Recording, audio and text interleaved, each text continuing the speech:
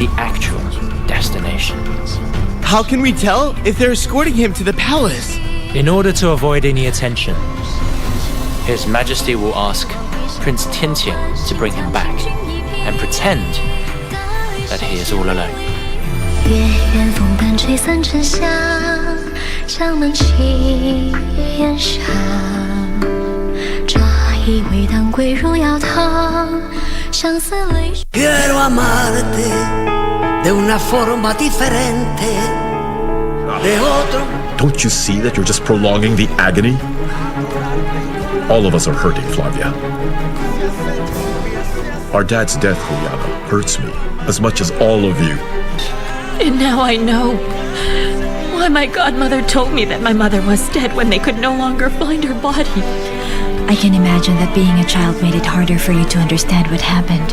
I'm so tired of pretending that I'm grieving in front of everyone. I have to go back to Mexico. It's a good thing that the police have officially ended the search. What a hassle. Yes. And you handled the matter about the will very well. It was timely. I was the one who set fire to stars. Quiero amarte de una forma diferente, de otro modo, nunca igual al de otra gente.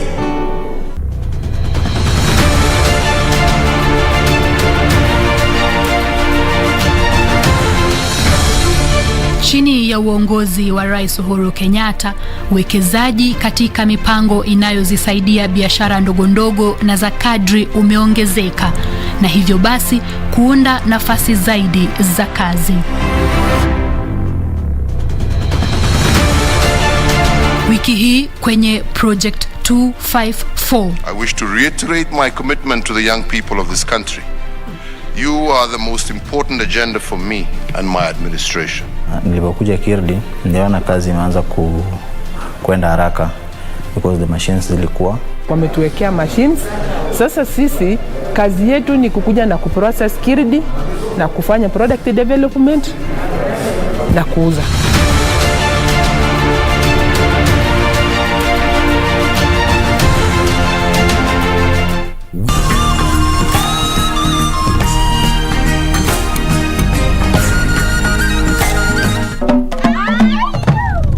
On Zurura, a tiny fish making a huge impact. Rastani Ebola Argentina. Fashion on Kenya's lakeside region. With the one and only. And a dance to keep the culture alive. That's coming right up on Zurura. Find your adventure. Ndio ile Lake Victoria pale ninaiona vizuri sana.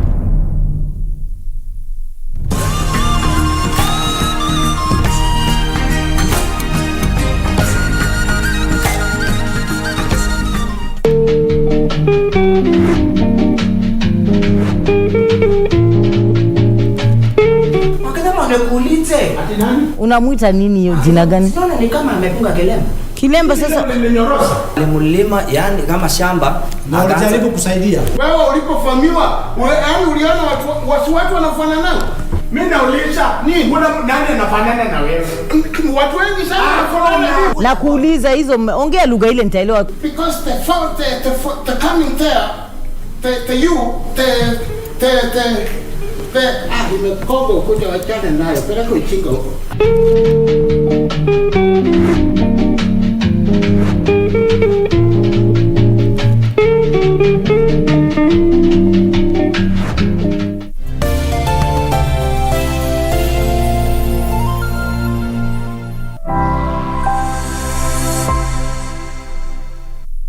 About that. Serious. It's a superhero model. It's they're warring.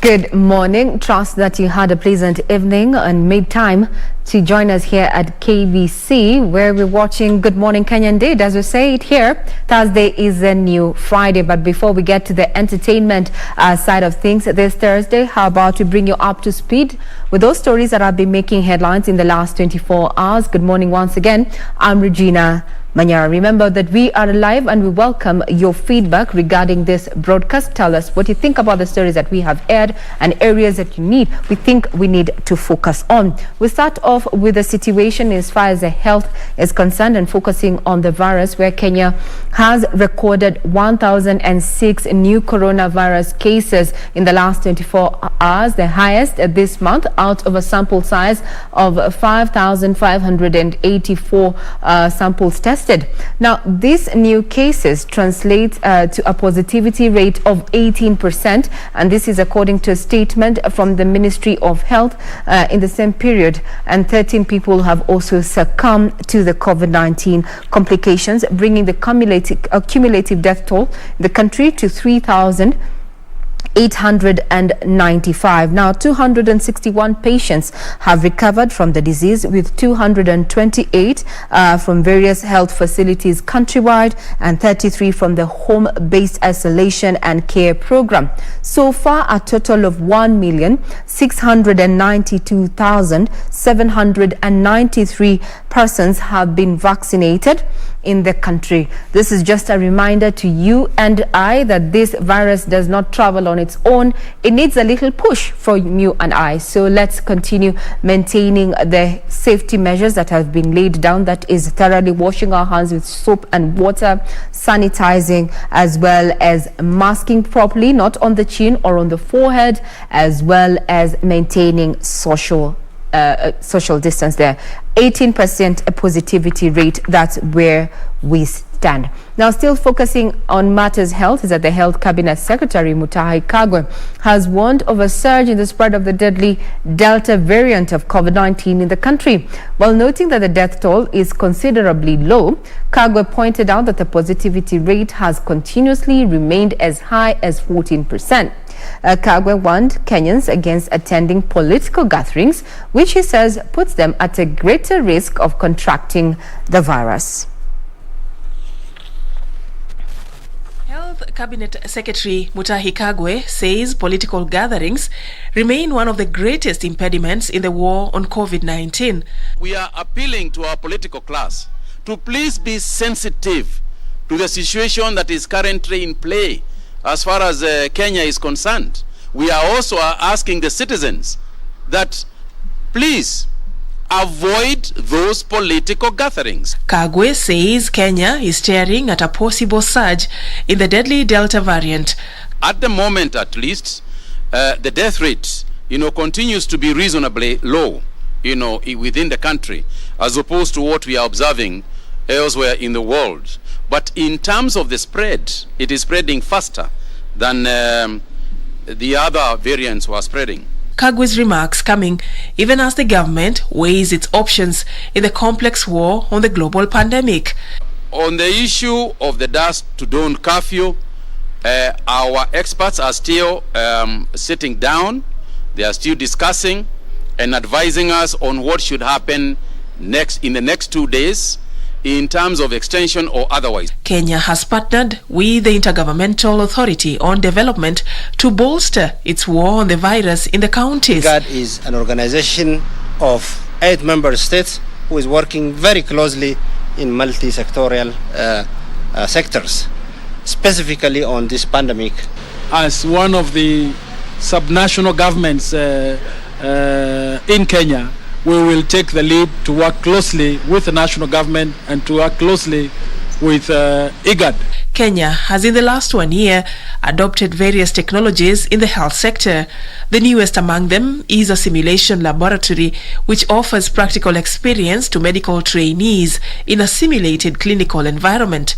The healthcare providers and students we train through this simulation laboratory will lead to an increased workforce in our country, in our county and national healthcare facilities, which will in turn enhance operation of specialized medical equipment for better service delivery. The simulation laboratory we are launching today will undoubtedly go a long way in meeting this goal. The laboratory includes a mock intensive care unit and operating theatre in which routine and complex clinical cases can be performed under the guidance of our faculty. The laboratory, which is based at the Kenya Medical Training College headquarters in Nairobi, will be utilized by all KMTC students in all campuses across the country. From matters health to security, where the government has given herders who have invaded private ranches in Laikipia County 7 days to leave or face the forceful eviction. Now, Interior Cabinet Secretary Dr. Fred Matiang'i, who has toured the county, said the government will not watch as the herders invade private property and cause insecurity in the area. CS who spoke at Naibor Anti-Stock Theft Unit camp in Laikipia North Sub-County noted that the government would not sit back and watch as herders with hundreds of livestock destroy private property in search of pasture. We're asking the herders who are in Laikipia illegally to leave Laikipia within the next 7 days.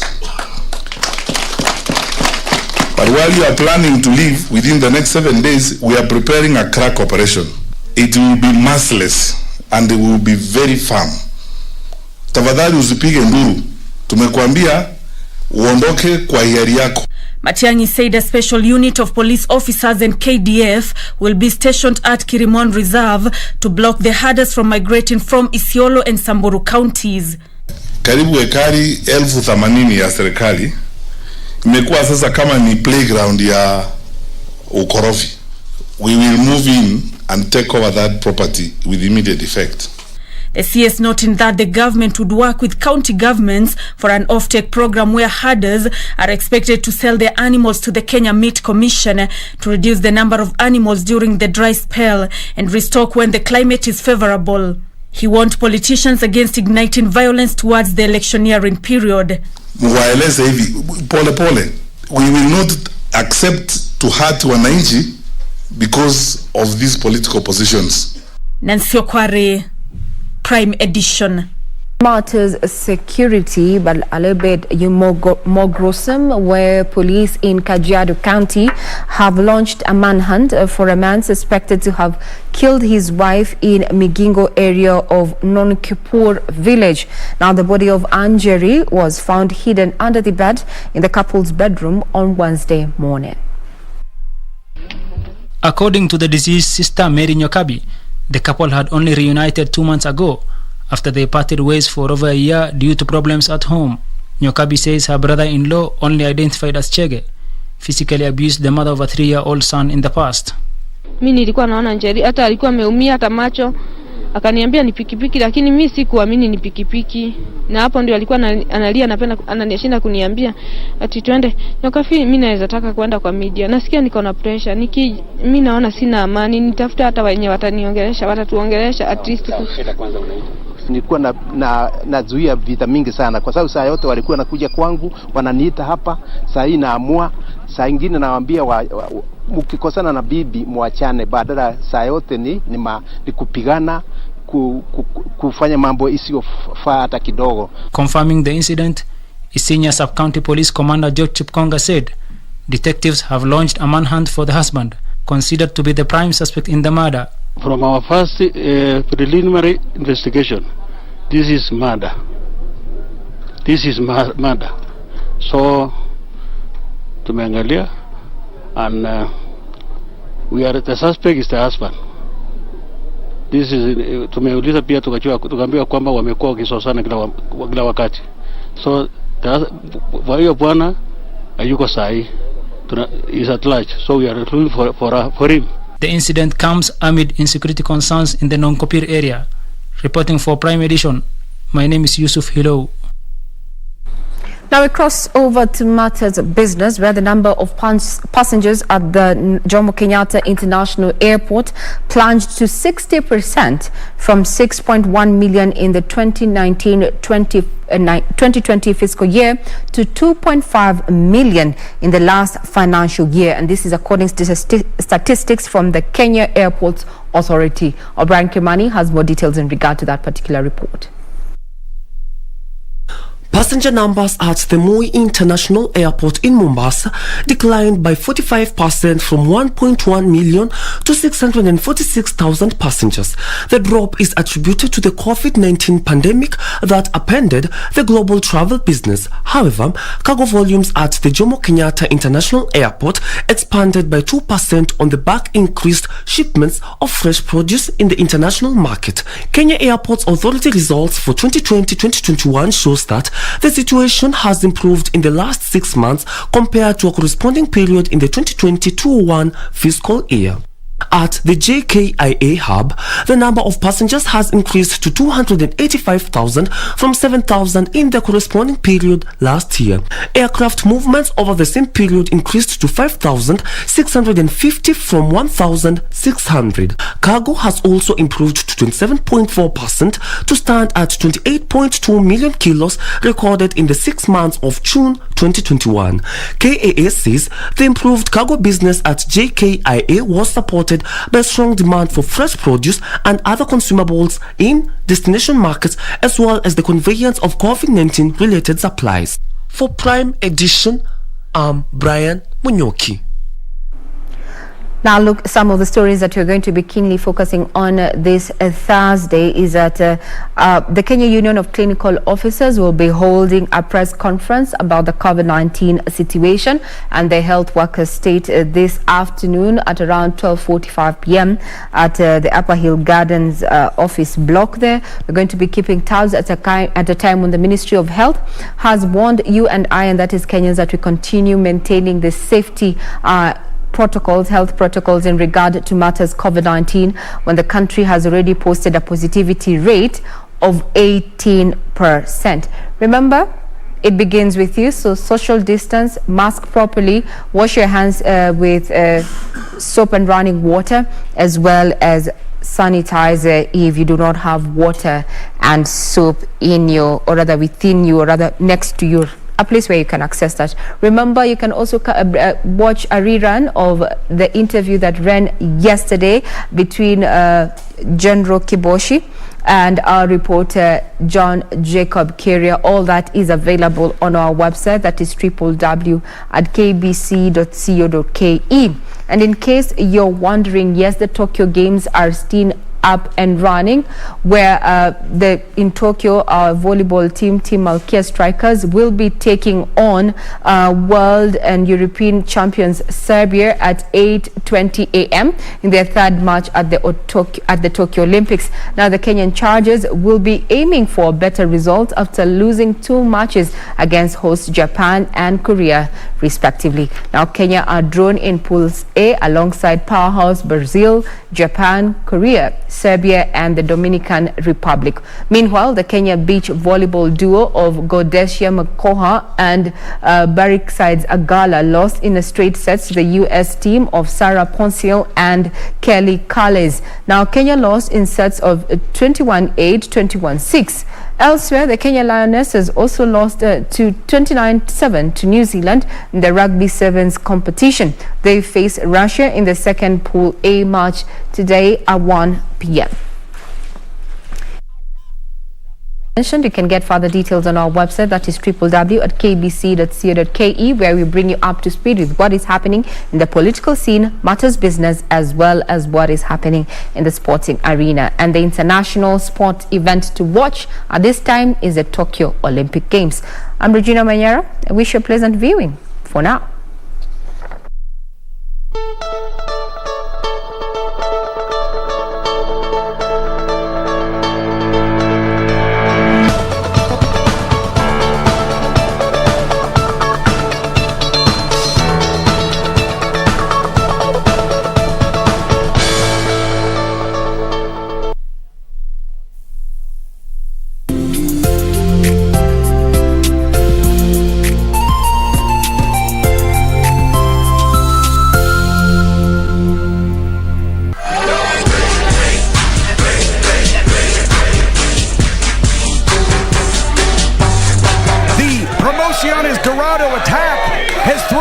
Sammy Callahan and Lance Warner together. Oh, that's disgusting. He is completely disgusting.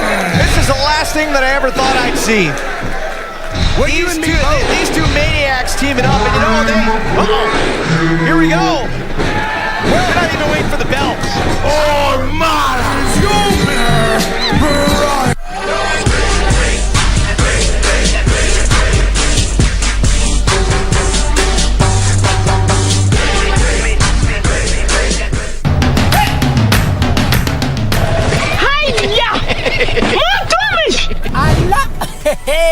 Nissan Serena ndio hii, na unaweza kuwa wewe ndio tunapikia simu. Kodi ya Nissan Serena ni NS, alafu kisha kwenye amount ni 50 bob. Hii Nissan Serena tunakupatia na shilingi 50. Kujiunga na QuickBid ni rahisi. Enda kwenye M-Pesa, bonyeza paybill, kisha weka business number 4032353. Kwenye account weka kodi ya bidhaa unayotaka na bid yako ya chini zaidi. Kwa mfano TV 16, kisha weka shilingi 20 tu kama idadi yako. Weka bid yako pia kwenye www.quickbid.co.ke. Kumbuka, bid ya chini zaidi ya kipekee ndio hununua. QuickBid, bidhaa bora kwa bei ya chini. In the last 60 years, the bus rapid transit has become a popular mode of public transport in major cities around the world. In fact, more than 200 cities have embraced these mode of transport, and Nairobi is soon joining this class. 87% of our people who do not have individual cars. This is Mic testing. and 1 2 3 4 5 yangu ilikuwa mute. Transform the quality of life. This week on Inside Government, our focus will be on BRT. What are the prospects? What are the challenges and the opportunities? Right here on KBC Channel 1.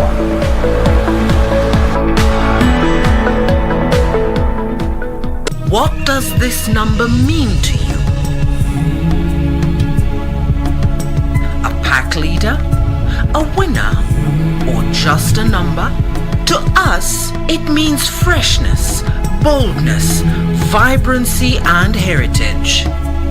That's why at KBC Channel 1, we make it easier for you to pop up your family entertainment to a fresh, exciting and colorful bouquet.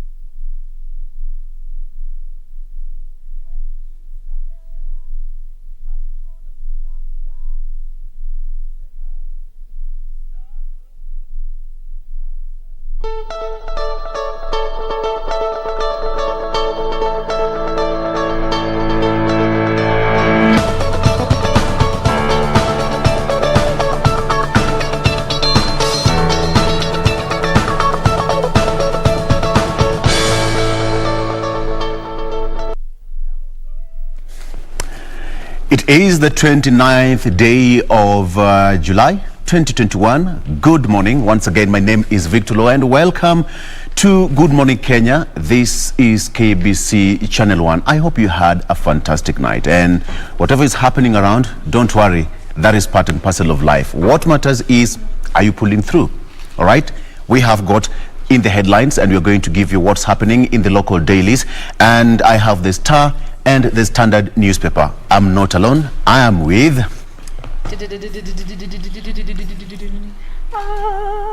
Ndio huyo mimi hapo. Good morning, and welcome once again to the program. As always, we appreciate you for making time to be with us today.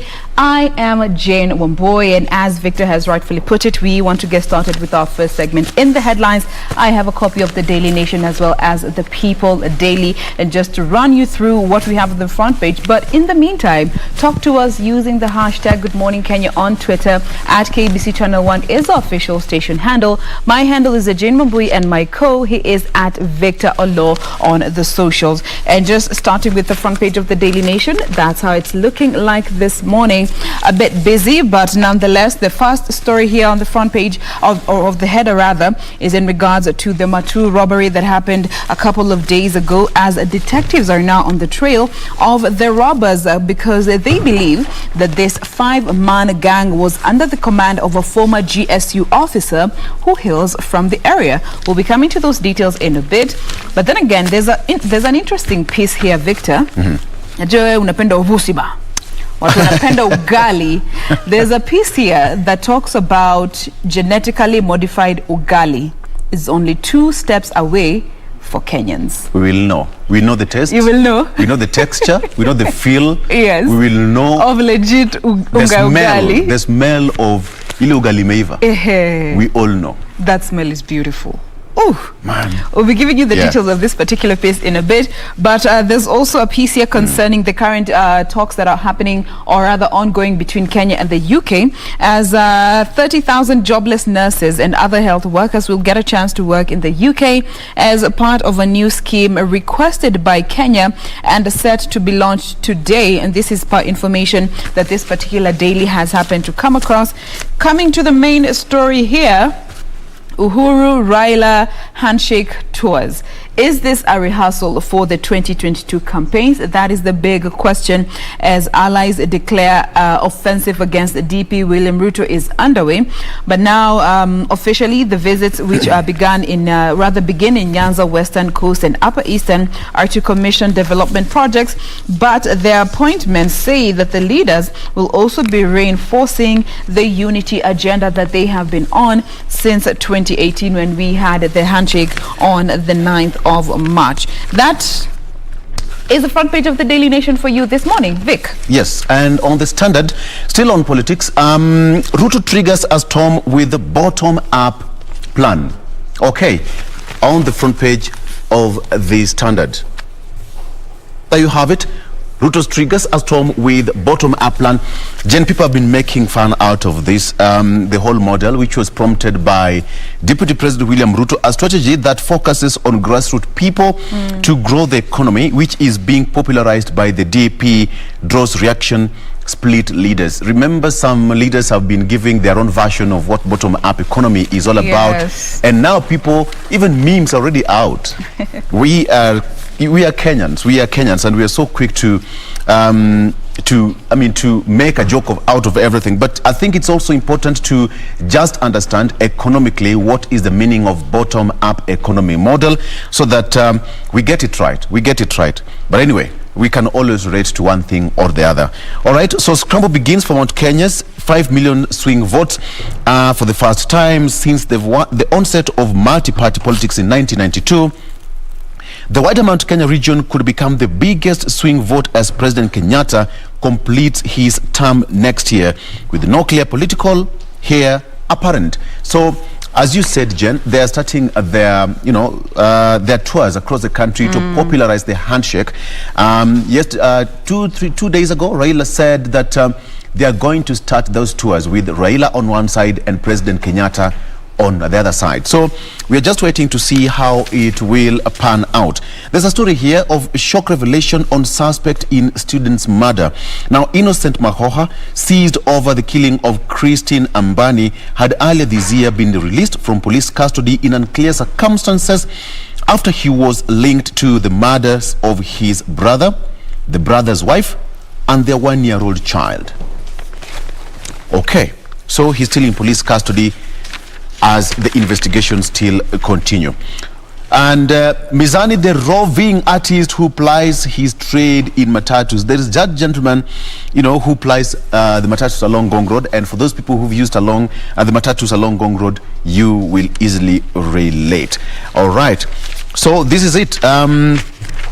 Again, bottom-up approach economy model becomes part of the joke.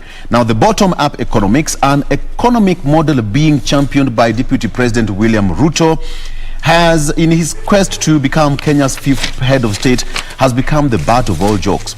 Some of the jokes are not so amusing, like being likened to the human backside being raised in what the Secretary General for Jubilee Party, Raphael Tuju, said was its loose translation to Kiswahili. It's just they funny are not how sparing each other here. No. It's politics now. They say wamefungua turbo. Politicians wamefungua turbo sasa, so it's going to be a bit tricky. Yes. How and by the way, having covered elections, I will tell you this for free.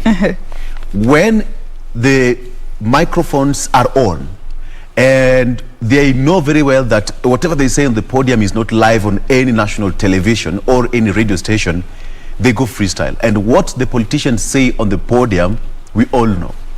We all know. And that's what people love. So it's quite synonymous. When you hear such statements, it's quite synonymous with our politicians. Jen. Absolutely. Now, let me start with this particular story on the back page of the People Daily, rather the Daily Nation, before we get to move to the People Daily. And this is some bit of good news, and this is part of the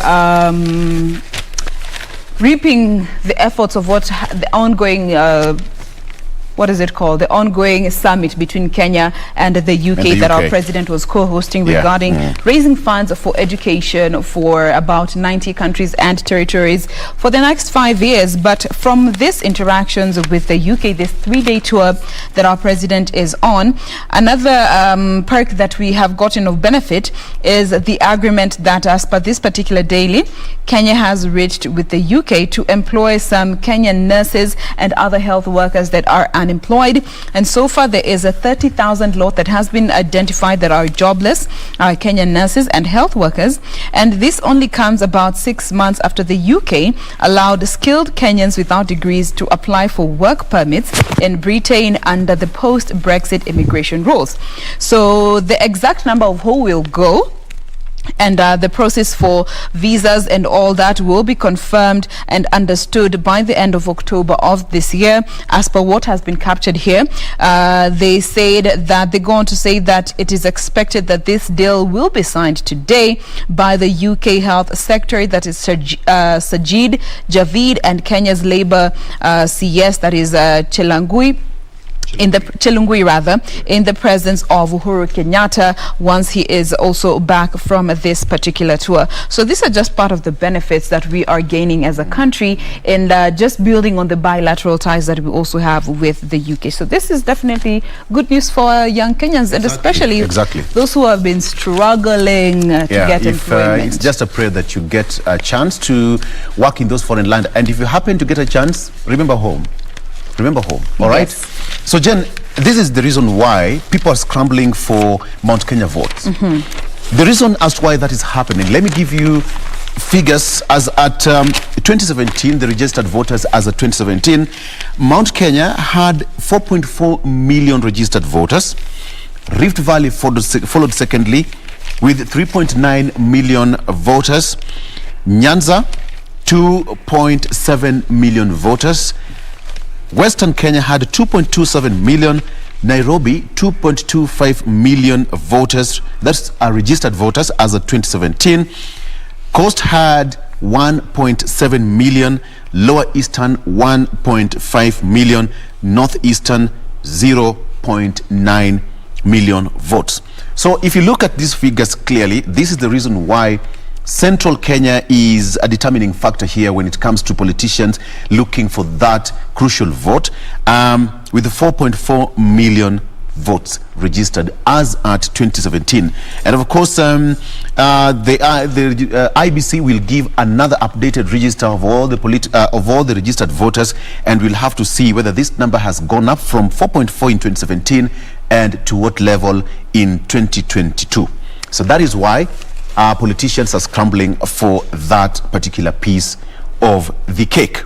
Now, Matiang'i has given herders 7 days to leave private ranches. That is, at the same time, Dr. Matiang'i has said that security forces will take over the 8,000-acre Kilimoni farm to act as a buffer zone to keep off the herders, who he described as a source of insecurity. Now, he has given hundreds of herders from Isiolo, Samburu and Baringo who have invaded private ranches in Laikipia County 7 days to leave, or they will be forced out. All right, that is what is happening. And for you, the herders, you get the government directive. Now, so this former Bomet governor dismisses NASA formula of sharing parties' funds. That is CCM, headed by former Bomet governor Isaac Ruto, and has said that the coalition ceased to exist after the 2017 general elections. All right, and some people, Jen, are saying that the politicians, the NASA core principles, they were just after the sharing of the money. The money that comes when exactly. you go your separate ways. Yes, but it's politics is such. Give me what you owe me. It is something that you can never quite predict. It's a game of blackmail. Yes, you see what you stand to gain exactly. at the end of it all. Yeah. And this brings me to this piece here, Vic. It's the proposed changes to the retirement of some of our head of states, and mostly those who are going to be affected. The deputy president, the office of the deputy president, and the CJ, who's already former CJ Maraga, is the one who's going to be first to be affected heavily. But just looking at this, there are some constitutional changes that were made by SRC when it comes to the salary of the president and the deputy president back in 2017. The president's salary was slashed from 1.65 million to 1.4, and the DP salary was slashed from 1.4 million to 1.2 million per month. Now, there is a proposed law by the Constitutional Implementation Oversight Committee. They are terming these benefits that these offices and the occupants who benefit from them as a bit excessive, and they need to be harmonized. So, as per what the law says is, when it comes to the office of the deputy president, which is what has been highlighted here, which is the office that is going to suffer the most if this particular proposal is implemented, the law stipulates that whoever is in this office of the deputy president, once they are done with their term and they go into retirement, they are supposed to get a lump sum payout of what is equal to 1 year's salary. Okay, that is how it is calculated per term. So if they served for one term, they will get the lump sum of a value that is equal to 1 year's salary. If they served 2 terms, they will get a lump sum that is equal to 1 year's salary times 2. So that those is 10 are years. Yes. So salary for 2 years, basically for the 2 terms. But if they are to go this direction and adopt this particular proposal, they are going to be looking to slash this payout and revise this particular calculation that is done to get this lump sum payment. And some of the guys who are already benefiting from this particular setup, we have former Prime Minister Raila Odinga, former Vice President Kalonzo Musyoka, and former Chief Justice William Mutunga. They are the ones that have been benefiting the most from the particular payout terms that are existing. But once this particular proposal has been presented and adopted, they are the ones that are going to be most affected. You can get the specifics on this particular paper that is on page 4 of the Daily Nation. So this goes just to show you that in as much as they are looking out for what position, there's always a means to, it's always a means to an end. Exactly. Politics is never a straight path. All right. It seems that you are getting some good stuff from the UK. Minister says that Kenya has been given 817,000 doses of vaccine. I think the president's visit to the UK is a blessing to us. Over the last few days, we've seen a lot. Now, the nurses are also, potentially getting jobs. Exactly. We are now we got 20 billion. All right. For President Kenyatta's legacy project. Yes. And now we also have 817,000 doses of vaccine. And now Minister says that county governments have a bigger responsibility of ensuring that all targeted adult population get fully vaccinated. Now, Kenya's fight against COVID-19 received a major boost following donation of 817,000 doses of Oxford and AstraZeneca vaccines by the United Kingdom government on Wednesday. The announcement was made following a meeting between President Uhuru Kenyatta and UK Prime Minister Boris Johnson. Good stuff there. Good stuff there. And we have to... Perhaps the president should stay in the UK for quite some time. A bit longer. Hizi siku tatu zimekuja na mazuri mengi. Maybe for another 1 week. We are okay. We are okay with this visit to the UK.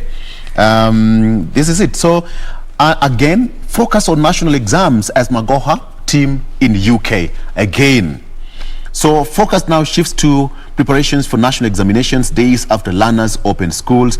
All children from pre-primary schools to Form 4 reported to school on Monday when the new term, which will last for 10 weeks, started. Now, this was after successful administration of school-based assessment for grade 4 and the national examination for standard 8 and Form 4 learners. So, Abagoha said that now what's remaining is all students should now focus on their national examination. Jen, we have another tribe, the Shona. I will tell you more about it after this. What do you have? Let me just take you back to the COVID story that you just mentioned, but he is now in the Kenyan space because as per the Ministry of Health, they've sounded the alarm saying that the Delta variant is what is currently affecting so many people whose origin is India, but they have also attributed this third wave to COVID, to the Delta variant. Now, a study that was published by Lancet also indicates that the Delta variant hospitalization rate is at 85%. Those who have contracted COVID-19 in this wave, the third and also the fourth wave, global wave, the hospitalization rate is at about 85% or higher, which is higher than the Alpha variant rate that originated from the UK. So this study shows that it affects children 5 times fold.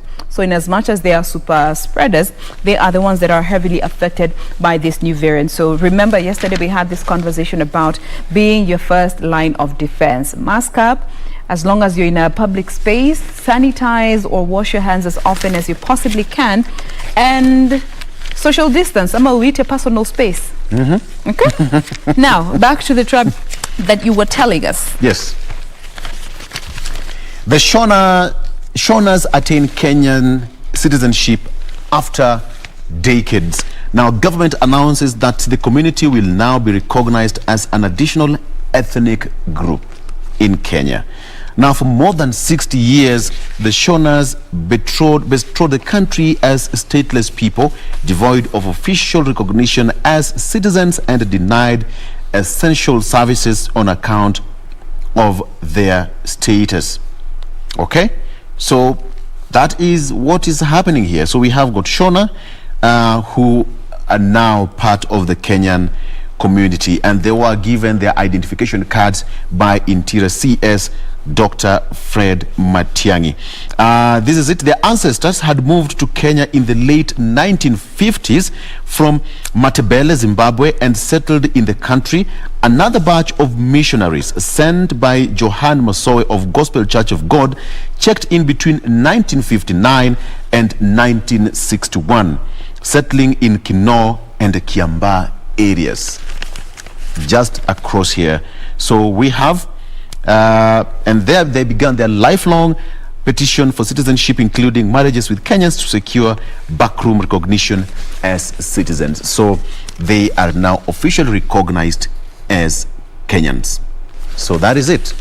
So they're officially Kenyan. So if you see any Shona, that is a Kenyan. That is not a Shona anymore. All right. So we are Kenyans. We are growing. All right. So quickly, at the back page, it's Olympics time, Jane. Yes. And Kenyans are still hoping that they are going to end their 53-year wait. You know, guys are saying for Kenya bado Olympics is janza. Exactly. Adile time tutashinda ka gold kamoja. But then again they said we shouldn't be disappointed. If we are to get disappointed, we wait until the marathons have begun, the races have begun. That is when it begins for Kenya. Yeah. So will Kenya end its 53-year wait for 10,000 meters gold medal? It has been 53 years since Kenya struck gold in 10,000 meters men's race at the Olympics, since the late Naftali Temu clinched gold over the 25-lap race at the 1968 Olympic Games in Mexico City. Different generations of Kenya have tried, but with no success. So we are waiting to see how it's going to play out in the Olympics. We wish them all the very best. At least that is the match that we can talk about. They are representing Kenya there, and so this is it. And again, it will be a do or die for Kenyan trio in 3,000 steeplechase tomorrow. All right, we have got Kenya's Conseslus Kipruto going for gold, and Abraham Kibiwot silver celebrate after the men's 3,000 meters triple chase final during the 2018. So they are eyeing for the silverware one more time, and if they are going to make it, then I think Kenya will be in a very good position in terms of standing and ratings in the Olympics table and the medal standings. All right, what do you have, Jen? Now let's come to this particular piece concerning genetically modified maize and consequently ugali. Ugali Gen Z. So this is something that the research has been ongoing since 2008, and Kenya is only 2 steps away from adopting genetically modified maize after researchers submitted their trials to the Ministry of Agriculture. And the National Biosafety Authority last year approved these varieties to be grown in 6 counties under national performance trials. Now they have finished this particular trial phase and they've harvested, and as per the results they have seen that these maize varieties produced better yields than other breeds that are not genetically modified. Now, the Biosafety Agency and the National Environmental Management Authority, that is NEMA, had given a green light for these particular varieties to be grown in 6 maize-growing agroecological zones for 2 seasons during the short rains, just to see how they will perform at bare minimums. And as per what they have seen so far is that they did better than other maize breeds. But now the 2 steps that are remaining is for the National Biosafety Authority to assess the impact of this genetically modified maize on humans and animals. And the other second step is where NEMA will assess its impact on the environment. And once they have come to a conclusion, that is when it will either be approved or rejected. What do you make of this, Vic? I mean, maize is, and consequently maize flour is a staple here in our country, so it's something that almost every Kenyan is bound to consume. I just hope that it will not overpower whatever we have right now, because when you have got GMOs, you can imagine it will be mostly pushed by the government. So most of the farmers down at the villages and people who are doing large-scale farming, you know, they're used to that kind. Yeah, so they'll be left out, and probably how are they going to market their stuff? So that is it. And on that ugali note, let's just take a quick break. We'll be right back. We're not eating any ugali. It's just a quick break. We'll be right back after this. Stay tuned.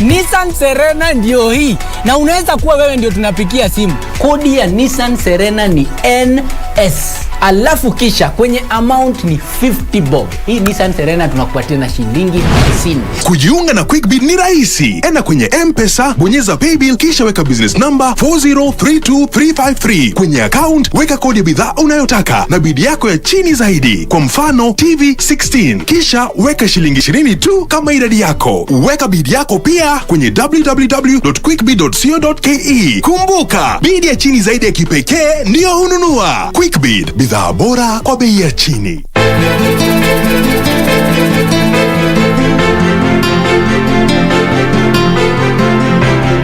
Waniuliza kuhusu gari badala ya kuniuliza mimi kama niko sawa. Mbona basi nakuona unaenda kule uwanjani?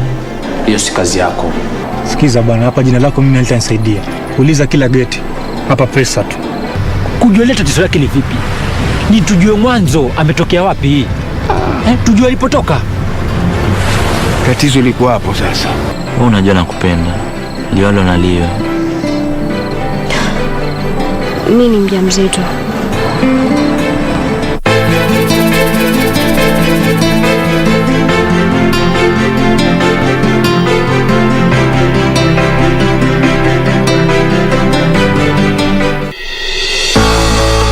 In the last 60 years, the bus rapid transit has become a popular mode of public transport in major cities around the world.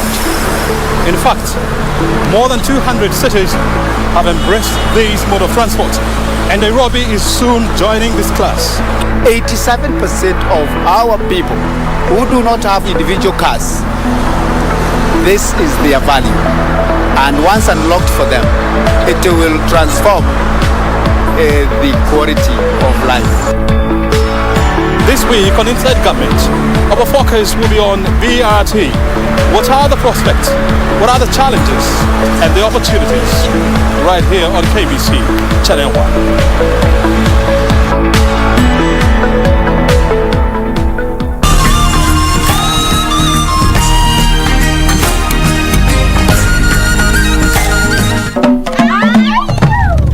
On Zurura, a tiny fish making a huge impact. Rastania Bola Argentina. Fashion on Kenya's lakeside region. With the one and only. And a dance to keep the culture alive. That's coming right up on Zurura. Find your adventure.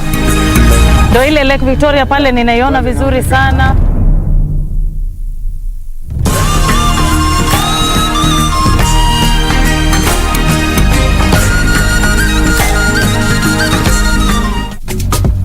This is where it all began. As the mother of broadcasting in Kenya, you can trust KBC to bring you authentic news and programs to your living room. As KBC, we take pride in our unrivaled heritage as Kenya's trusted national broadcaster. Commanding over 92% digital television signal coverage of our country, 23 radio services that cut across our entire language spectrum, a national, regional and international digital presence backed by the most experienced and top-notch broadcast professionals in the industry. A very good evening to you. The new look Kenya Broadcasting Corporation is truly ahead of the pack.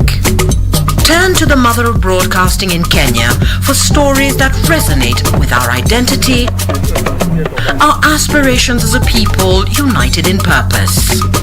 Real stories of hard work, of passion, of creativity, of big dreams.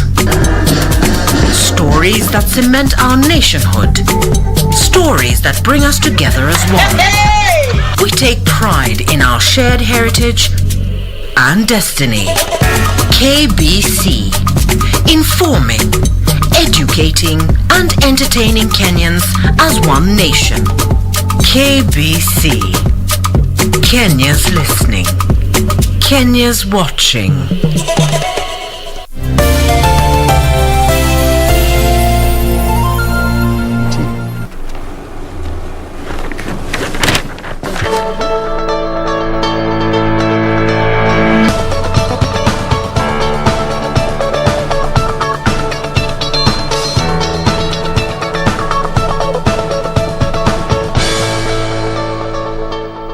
Back, still watching Good Morning Kenya, and this is today is Entertainment Thursday, and by the way, today is Thursday, and in any form of TBT, go to our social media pages and just give us that form of TBT, what one thing or two or even three that you remember.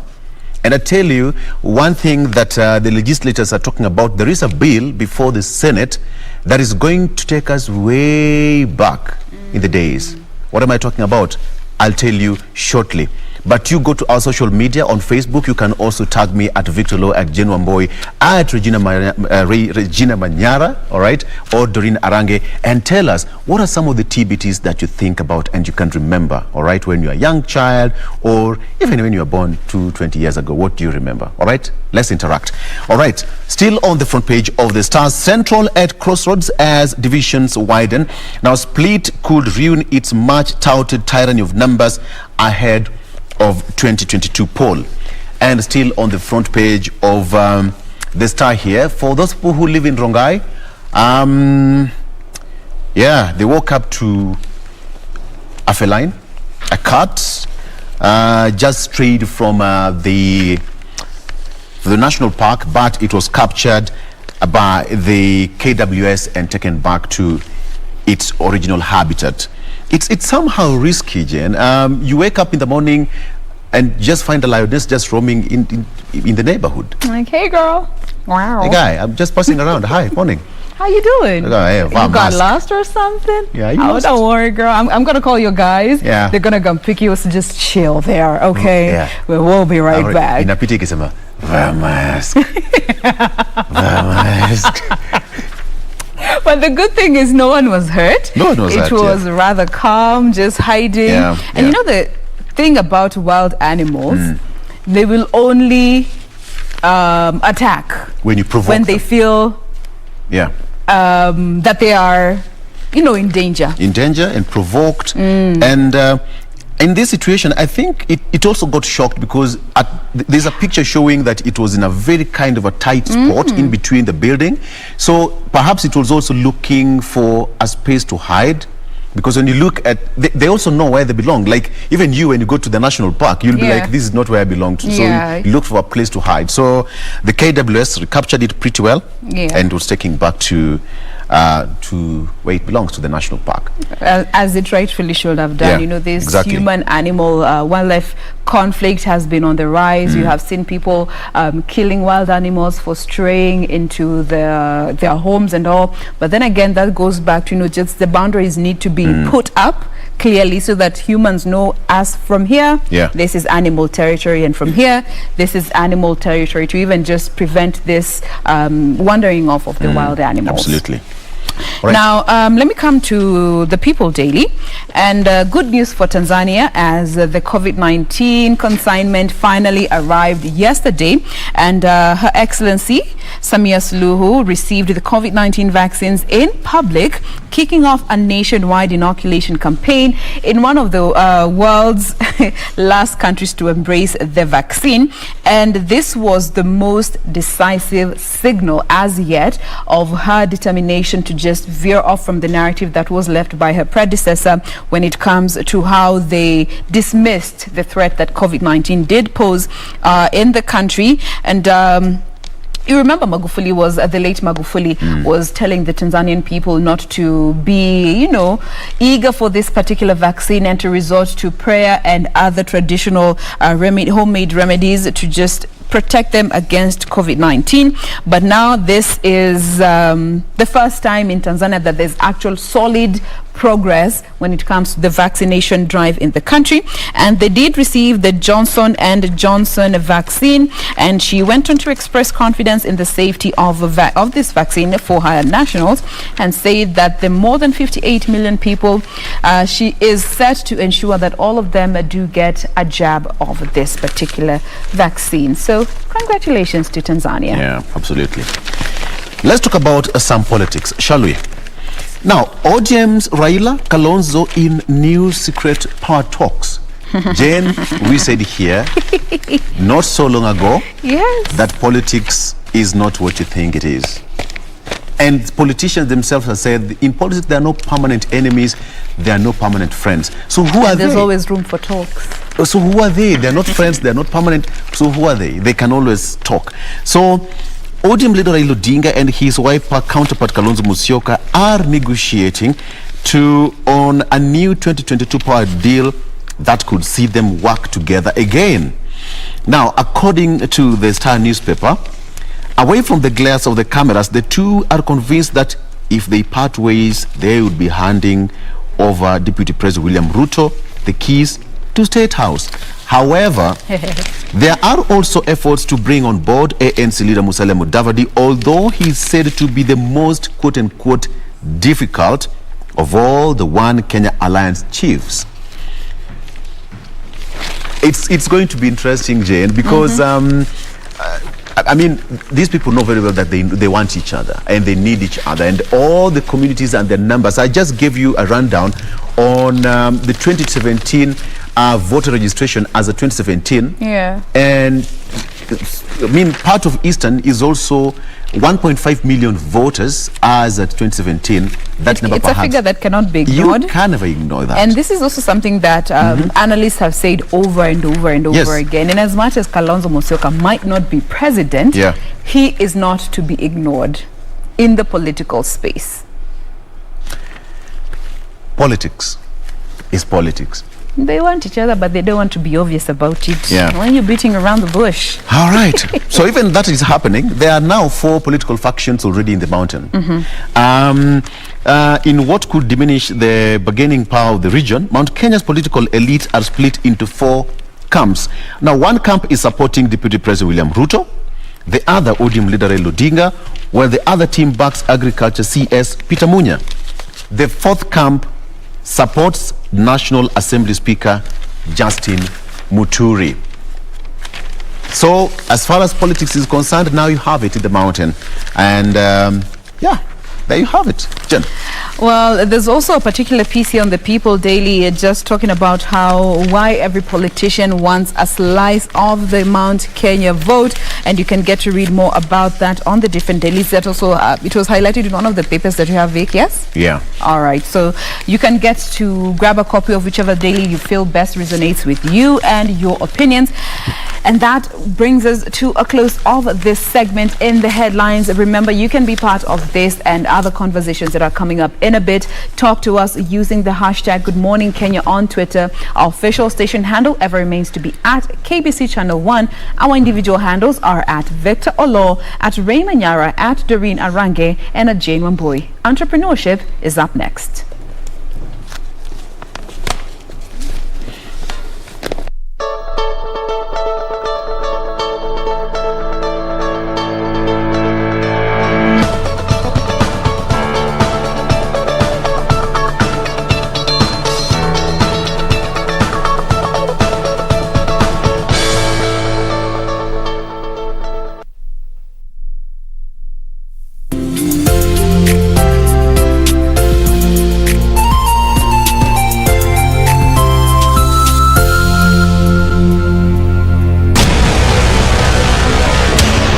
Get the VIP access to the best shows on KBC Channel 1. We have something different, something special to spice you up.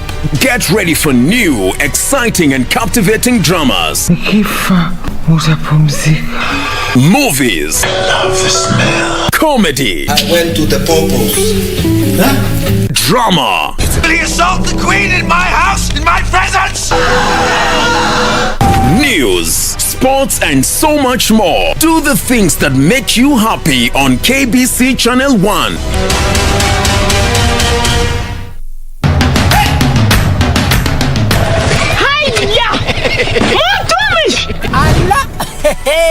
Nissan Serena ndio hii, na unaweza kuwa wewe ndio tunapikia simu. Kodi ya Nissan Serena ni NS, alafu kisha kwenye amount ni 50 bob. Hii Nissan Serena tunakupatia na shilingi 50. Kujiunga na QuickBid ni rahisi. Enda kwenye M-Pesa, bonyeza paybill, kisha weka business number 4032353. Kwenye account weka kodi ya bidhaa unayotaka na bid yako ya chini zaidi. Kwa mfano TV 16, kisha weka shilingi 20 tu kama idadi yako. Weka bid yako pia kwenye www.quickbid.co.ke. Kumbuka, bid ya chini zaidi ya kipekee ndio hununua. QuickBid, bidhaa bora kwa bei ya chini.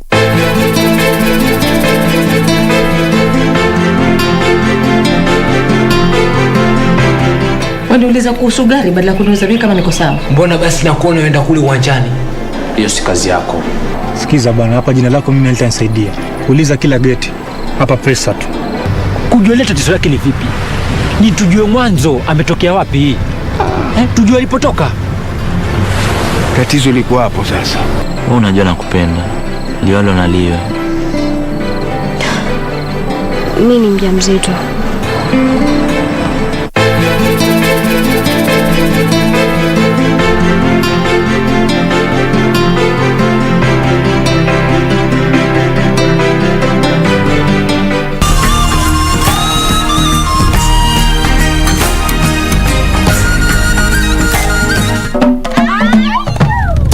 On Zurura, A tiny fish making a huge impact.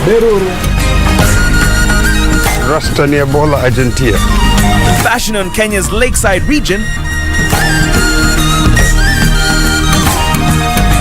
With the one and only. And a dance to keep the culture alive. That's coming right up on Zurura. Find your adventure. Ndio ile Lake Victoria pale ninaiona vizuri sana.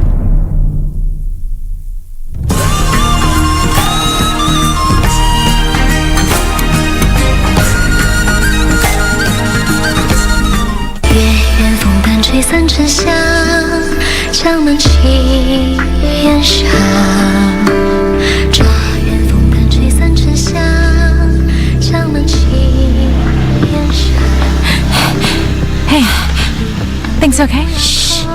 Ms. Lin, tell Botany Valley about all of this and have them check what Prince Tianqing is up to. So you're telling me that I have no other choice but to continue?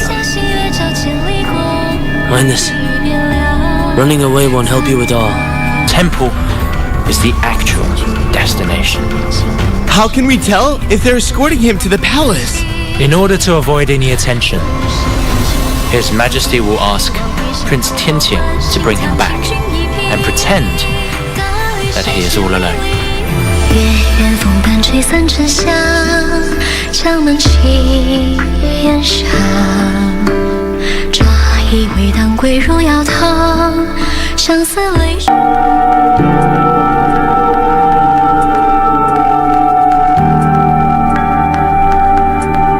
So you're here.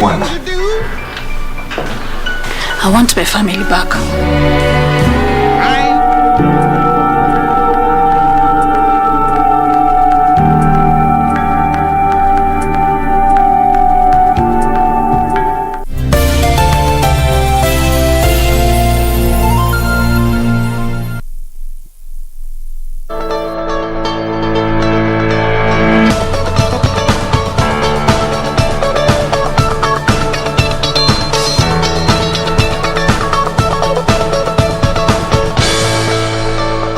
Indeed, we just mentioned when we began this broadcast that Thursday is the new Friday, but we also want to give it a twist and turn because we know money makes the world go round, and we're talking about post-COVID recovery. At a time when the Ministry of Health has already warned you and I as Wanjiko to continue adhering to the safety measures in as far as COVID-19 is concerned, with that positivity rate of 18%. Those in the healthcare value chain, what do they have to say in regard to the business environment? So we're speaking matters entrepreneurship, and my guest this morning is the sales director at Revital Healthcare, Ronique Vora. Karibu sana. Thank you very much. Good.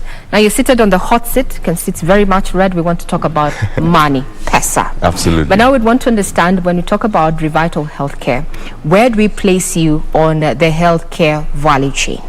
Producer, manufacturer, service provider. Tell us more about Revital Healthcare. So Revital Healthcare is a state-of-the-art manufacturing facility located in the heart of Africa, specifically Kenya. So we're based in Kilifi County, where we manufacture more than 44 medical devices, and we employ about 500 people, 80% of them being women. So in the value chain, we're strategically placed as a manufacturer, key manufacturer, the only manufacturer of such a kind within the whole African continent. I like where you come from when you say manufacturing. We see government has been focusing on the Big Four agenda with a keen focus on manufacturing as a way to just leapfrog the economy. From where you sit in this value chain, what is your comment in regards to the ease of doing business in the country? We are facing a lot of challenges when we're doing business, not only in Kenya, but outside of Kenya as well. To keep focus specifically in Kenya, there are a couple of factors that take into place, such as taxes, high taxes. When you're manufacturing and you're selling locally as well as exporting, there's a lot of taxes that we need to pay. As a manufacturer, key manufacturer, specifically in the healthcare department, we need to look at ways in mitigating these atrocities that we are facing on a daily basis when it comes to taxes and all these levies that we have to pay as local manufacturer. Now, in the Finance Bill 2020-2021 that was just read some few months, actually a month or so ago, well, there was a reintroduction of VAT on syringes, and when I look at the company profile, this is one of the things that you manufacture. How do you think, or rather, how is this impacting on the cost, cost of resale value over what you're manufacturing? I've never heard of any country imposing VAT on syringes, let alone any other medical devices, but syringes specifically. Kenya, I believe, is one of the first countries who is looking at Man, imposing. we're always setting the pace, you know. Yeah. So, I mean, VAT on syringes does not make sense. This is an essential medical device. When you check into a hospital to get diagnosed, you're bound to get injected by anything for that matter, or draw blood with anything like that for that. But imposing VAT on syringes does not make sense. Impose VAT on other things such as sweets or other confectionery items and things like that, but not on essential medical devices. And that's what, in fact, the last 3-4 weeks, I've had a customer calling me every day asking me, has a VAT bill been passed? Has a VAT been passed for the syringes? And I keep saying, no, it's not yet been passed. And we're trying to push on our own way, not to make sure that it does not pass through Parliament. And that's what we want to enforce the government of Kenya to look into this, and don't impose VAT on this. Impose VAT on other aspects. You see, most people do not understand what vatable actually means when you say this is a vatable good and this is exempt and such. So in a nutshell, let's make them understand when we say now, if this bill indeed passes with these proposals, because these were just proposals that were read out, what would that mean for the cost of healthcare services? 16%.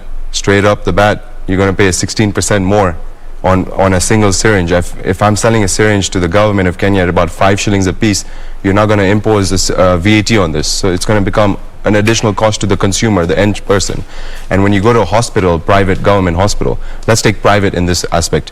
When you go to a private hospital, if I'm selling a syringe for 5 shillings, this hospital is going to sell that same syringe to a patient for about 80 to 100 shillings. On top of that, now there's going to be VAT charged on this. That makes it 96 shillings. Yeah, so I mean, that's an additional cost to the patient. As it is right now, healthcare is expensive in Kenya. We see people going to India or Singapore to get treated because it's cheaper, as opposed to Kenya. And if you start adding these taxes onto this, healthcare is going to die in Kenya. Essentially, it's going to die. You're going to look at other countries to now focus on healthcare and go get treated and things like that. So we're keeping tabs on how far the finance bill is going to come, and we hope some of those proposals that they're in are going to be dropped. Now let's come back to the ease of doing in business and looking at the index. You've said that Kenya is your central point, or rather your destination of choice in terms of investment. What attracted Revital Healthcare to Kenya as a place to do business? I mean, for Africa, leave alone sub-Saharan Africa, so to speak. So I'm a third-generation Kenyan. The family set up this business in 2008. We had absolutely no views in going this far ahead in the game. When we started off in 2008, we started off with only 2 products, never thinking that we're going to be now manufacturing more than 44 medical devices. I mean, our key focus lies in expanding the product range and to make sure Revital becomes a one-stop shop for all medical needs in Africa. We want to make Kenya self-reliant and self-sufficient from countries in China, India, Europe, for these medical devices, and we want to make sure that Kenya becomes a hub for the entire African continent to procure these various medical devices. Talking about manufacturing, one of the challenges that manufacturers have brought forth is the issue on the cost of raw materials. What is your experience? Oh my God. The last 6 months... Is it that bad? My last 6 months have been a big turmoil for us. Getting raw materials on time is a big question mark. Before, we used to enjoy credit facilities from various raw material suppliers. Now it's 100% advance and get your goods after 2 months. Even after 2 months, you're still going to take about 2 to 3 months for the raw materials to enter into Kenya, because there's a huge shortage of containers around the world. There's hardly any ships available as well to transport these raw materials into Kenya. We faced a backlash in the start of the year, where we were optimizing at about 60% efficiency in our manufacturing facility. We had backlogs of about three months of orders. We were not able to supply these orders because of raw materials coming into the country, adequate raw materials coming into the country. Now is when we have started to see all of these issues have slowly started to diminish, and we have our raw materials now coming in time, so we're running at about 100% efficiency right now. So that is an experience of, this was precipitated by the COVID-19 pandemic? COVID-19 specific. We've never, in the last 13 years we've been manufacturing, ever faced a situation like this. This is the first time for us. So where is your source market for these raw materials? Where is your main source market? So syringes predominantly, or most of the medical devices, all plastics. So UAE is the key marketplace where we can procure these raw materials. But then we also procure from Korea, from China, from India, certain raw materials that we cannot get from UAE.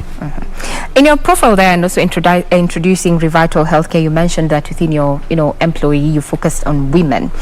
And I see in your portfolio, you're talking about, a product that is coming into the market soon, targeting, infants to just try and curb infant mortality. Maybe you can take us through that. Absolutely. So a couple of months ago, we got approached by a professor from Harvard University, Professor Thomas Burke, and he has come up with an innovative product which helps neonates and infants when they're premature born. More than 1 million babies are born premature every year. And when you're premature, you require the right amount of oxygen. Too much or too little can cause brain damage or lose eyesight, which is what we see regularly every now and then.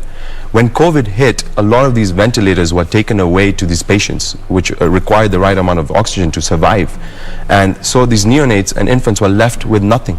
So this professor from the US came out with this innovative product. It's a portable device this small. And the best thing about this product, it uses absolutely no electricity. The only thing that you need to do is connect to an oxygen cylinder tank. It passes through the right amount of oxygen to the neonate infant. And we've even conducted several clinical trials around the world. One of the amazing clinical trials we conducted was in India, where a neonate was transported over 300 kilometers in a tuk-tuk. So we managed to take this baby, this neonate, from a level 1 hospital to a level 5 hospital in a tuk-tuk with a small portable device, and the baby survived. The baby is living happily right now. So what powers equipment if it doesn't use electricity? Because when you talk about medical equipment, actually most equipment, if you're not using electricity, then they're either diesel driven. What powers this particular equipment? Nothing, just pure oxygen pumping into this small device. Oh, wow. And it passes through a couple of chambers and it enters through the nasal prongs of a neonate. So it's more mechanical than electrical. Yeah. Game changer in the market? Absolutely. I mean, this is one of a kind opportunity not only Kenya and Revital specifically has got. This professor could have gone to China at a fraction of the cost to manufacture this, or he could have gone to India as well. But the reason why he identified Kenya and Revital specifically, because we're located in Africa. We get a lot of these problems in Africa. So that's the reason why he identified us to manufacture this product in Kenya. This is just one such product he's come up with. He's coming out with a whole new line of respiratory products as well. And he wants to focus specifically with Revital to manufacture these products. He's seen the facility that we have. He's seen the state-of-the-art facility we have, the clean room facilities that we have, and that's why he's emphasized on Revital manufacturing this product. Now, government has been looking at ways of just making Kenya not just a travel destination for safari and beach, but also looking at medical tourism. From a person who's already in the value chain as far as healthcare is concerned, what do we need to do to actually achieve that, to have that diversity in our tourism portfolio? We're quite far from achieving this. I mean, when I say we're quite far, I mean we're not prepared as a country to make Kenya a medical hub for medical tourism. We have a long way to go in establishing good facilities, good equipments, good machines. We have to have the right doctors as well. We're an educated country. My brothers and sisters in Kenya, they're very, very educated people. They've got doctors in various degrees and things like that. And we need to make sure that we emphasize on making Kenya the hub of medical in Africa. We don't need to go to India and China to be treated. We can do it in Kenya. We have the capability, so why not? So, but we just need to go the extra mile. We just need to go that extra mile. Now, talking about going the extra mile, just yesterday we had a report from the Ministry of Health saying that our current COVID positivity rate is at 18%. This has jumped from a figure of around 5% beginning of the year. What is your take, from a business point of view as well as a Kenyan? So the increase in numbers, I strongly believe, is because of the Delta variant from India. I'll give you one example. Our neighboring country, Tanzania, and Uganda as well, the way they've managed to control the numbers is making sure that they test people, adequate testing is done.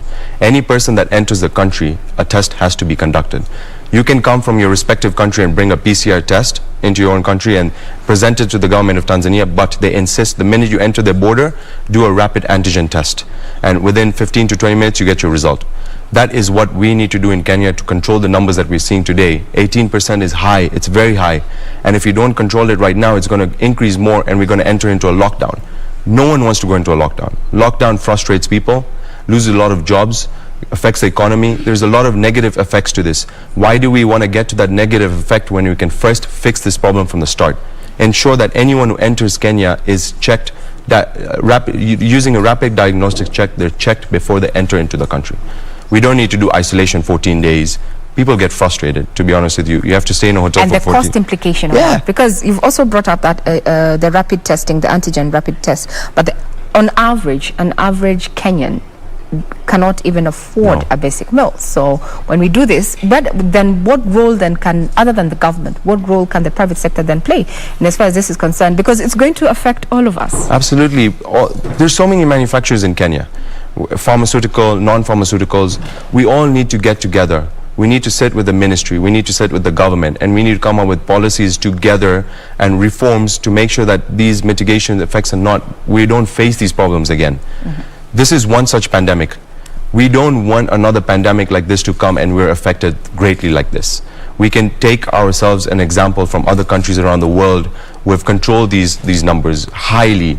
China is one of them, even though COVID came from there. I mean, if you see... they still dispute that. They still dispute that, of course. Dispute that. It didn't come from us. We don't know. We're like all of you, but yeah. But yeah, they've managed to control it significantly. I mean, one of the reasons is because of vaccination. We need to make sure we vaccinate majority of the population. The minute we do that, we pass the herd immunity of vaccination, we're good.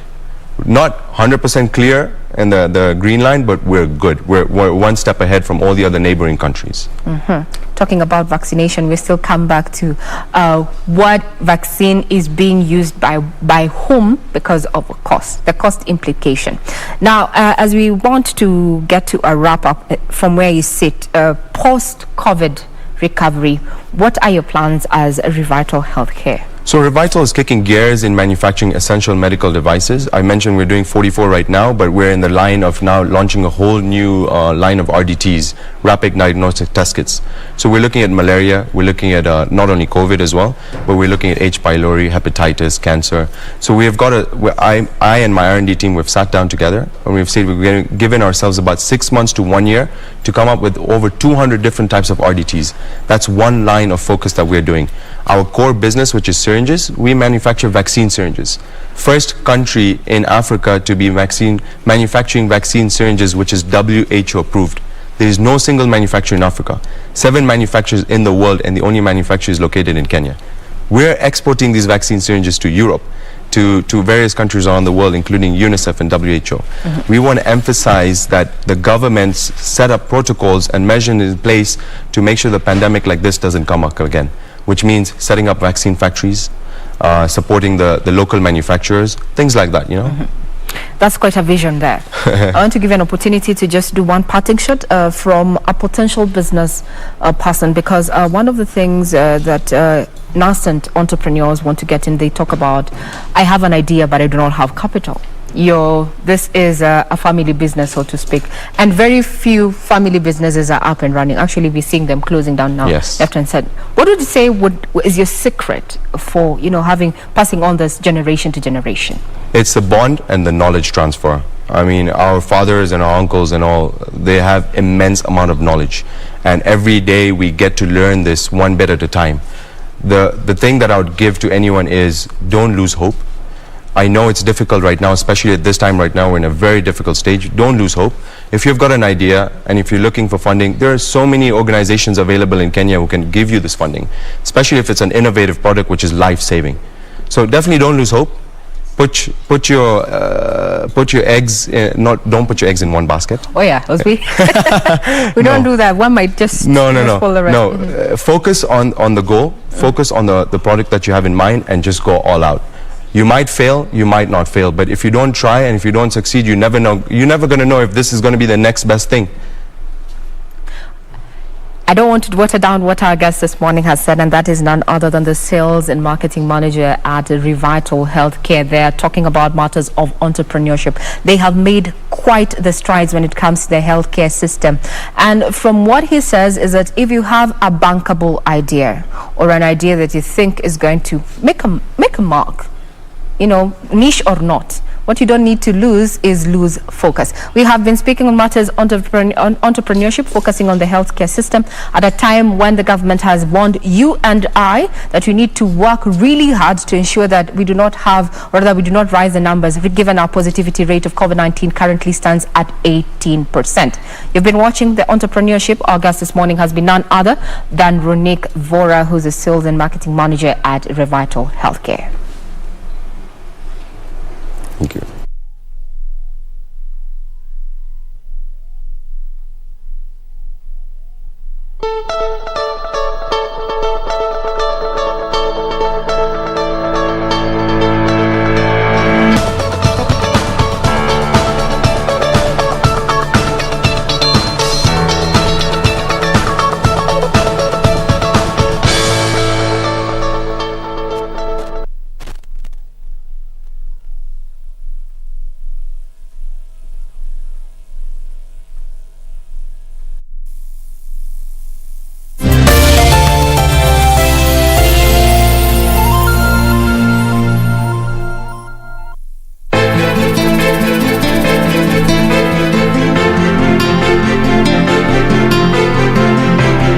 Waniuliza kuhusu gari badala kuniuliza mimi kama niko sawa. Mbona basi nakuona unaenda kule uwanjani? Hiyo si kazi yako. Sikiza bwana, hapa jina lako mimi litanisaidia. Uliza kila geti. Hapa pesa tu. Kujua ile tatizo lake ni vipi? Ni tujue mwanzo ametokea wapi? Tujue alipotoka. Tatizo liko hapo sasa. Wewe unajua nakupenda. Liwalo na liwe. Mimi ni mjamzito.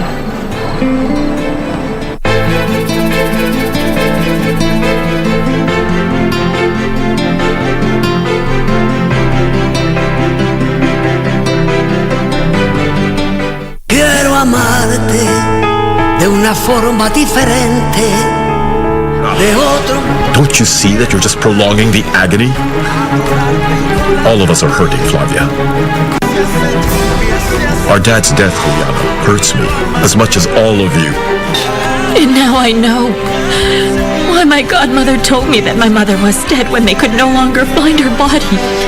I can imagine that being a child made it harder for you to understand what happened. I'm so tired of pretending that I'm grieving in front of everyone. I have to go back to Mexico. It's a good thing that the police have officially ended the search. What a hassle. Yes. And you handled the matter about the will very well. It was timely. I was the one who set fire to stars. Quiero amarte de una forma diferente, de otro modo, nunca igual al de otra gente.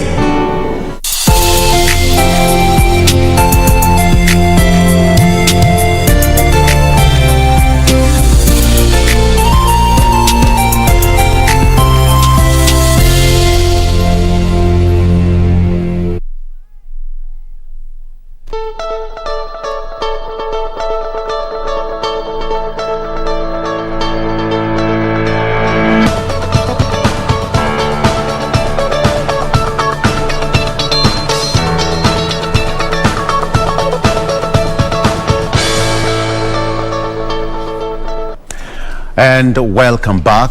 Now let's just flip the pages briefly and talk about something else. My name is Victor Lowe and you're still watching Good Morning Kenya. Let's talk about the art of reading and writing, because without reading, without writing, that's called literacy. How often do you read and how often do you write? They say that a child who is not educated in school is not educated. You can be educated at home, but you have to get that school education. And the best person to help me to dissect this kind of topic is one, Dr. Mburu. Yes, sure. Dr. Stephen Mburu, senior lecturer at the University of Nairobi, lecturer of computer science. Sure. I can just imagine, first of all, welcome to the show. Thank you, Victor. Yes. Computer science, how is that? Computer science was born out of mathematics and physics. Yes. A few years ago, students were mostly pursuing mathematics and physics separately. Yeah. But bringing these two together was a problem whenever they went to practice in the field. So that's how the computer science was kind of derived from the two subjects. Yes. And therefore we try to equip our students with the skills, the knowledge, and the competence they need to solve modern problems, current situations that we have. Currently, for example, we are struggling with COVID, and you have seen how much IT or computer science has been in place, including in China, where they are doing kind of detection using artificial intelligence. So such kind of things couldn't be perceived some years back. But now we have computing, which has now brought together the science of doing. We'll get more into that briefly, but let's talk about the art and culture of reading and writing. Let me put it this way. Do Kenyans have that culture of reading? We've been accused of, we have that bad culture of we don't read. Do Kenyans read? Yeah, sometimes we say they read, sometimes some research say we don't. Why so? I think it's because the way we read. Yes. We might be reading the wrong things or reading from the wrong places. Yeah, the wrong material. The wrong material. Yeah. But you have seen, like when the social media came, people are always on the social media, reading and reading. Even past midnight, you can't get somebody reading. But what are they reading? What's the content that they reading? Okay, but tell them to take a paper, read that maybe the newspaper like the way you are doing today morning. How long will they take with that paper? Yes. But you see somebody is engaged on material. Sometimes the material may be good, sometimes the material may be destructive. But when you talk of constructive reading, yes, it takes a lot of effort.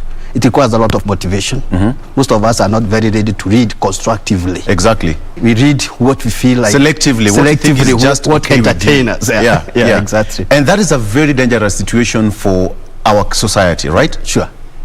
Because when you look at number one, if you want to form the culture of reading, number one, first of all, you must have that interest. True. But do we have that interest? You see, like Victor, whenever our kids come home, because I'm a parent, yes, you find that they are very eager to read materials that entertain them, especially at the teenage level. With the small kids, they are very ready to read things to do with cartoons. But at school, the teachers are complaining. Yeah. As lecturers, we complain about our students. They don't read what we give them. Why? Because the constructive reading is very engaging. It requires some strategy. And therefore, you find that most of them give up on reading. Yeah. And that's why you find that towards the end of the day, there is a lot of dropouts, there are a lot of wastages. Yeah. But the fact remains that those who read constructively, you can see how well they progress, even in the life of research. Sure. Where did we go wrong as a nation? I think we went wrong at the basic level. To me, the education system that we had there before was emphasizing more on the higher levels than the basic level. Currently, we have gone now to the basic with the CBC curriculum, what you call competence-based curriculum, where we are looking at where does the foundation start. So with the current curriculum, which I've also contributed a lot in design and kind of piloting and implementation, currently I'm implementing that within my write-ups, you find that we'll find our kids trying to understand or reading when they are too old. I've found some guys at the age of 50 coming to the university to read. Is it very comfortable for such a person to read and read seriously? Sometimes they come for evening classes, but you find that they are dozing because they are already tired. So we have gone down to the pyramid and say, let us start the reading at the ground, at the grassroots level. Bring these kids with the culture of reading. Are you trying to talk about bottom up? Bottom up, like the economy that you're coming up with. The bottom up kind of reading. Yeah, sure. It has to start at some particular level, and it has to be nurtured so that it gets completely into your brain that reading should be part and parcel of life. Like for us, we read almost on a daily basis. True. For 1 hour, we read endlessly, and even after that, we still read.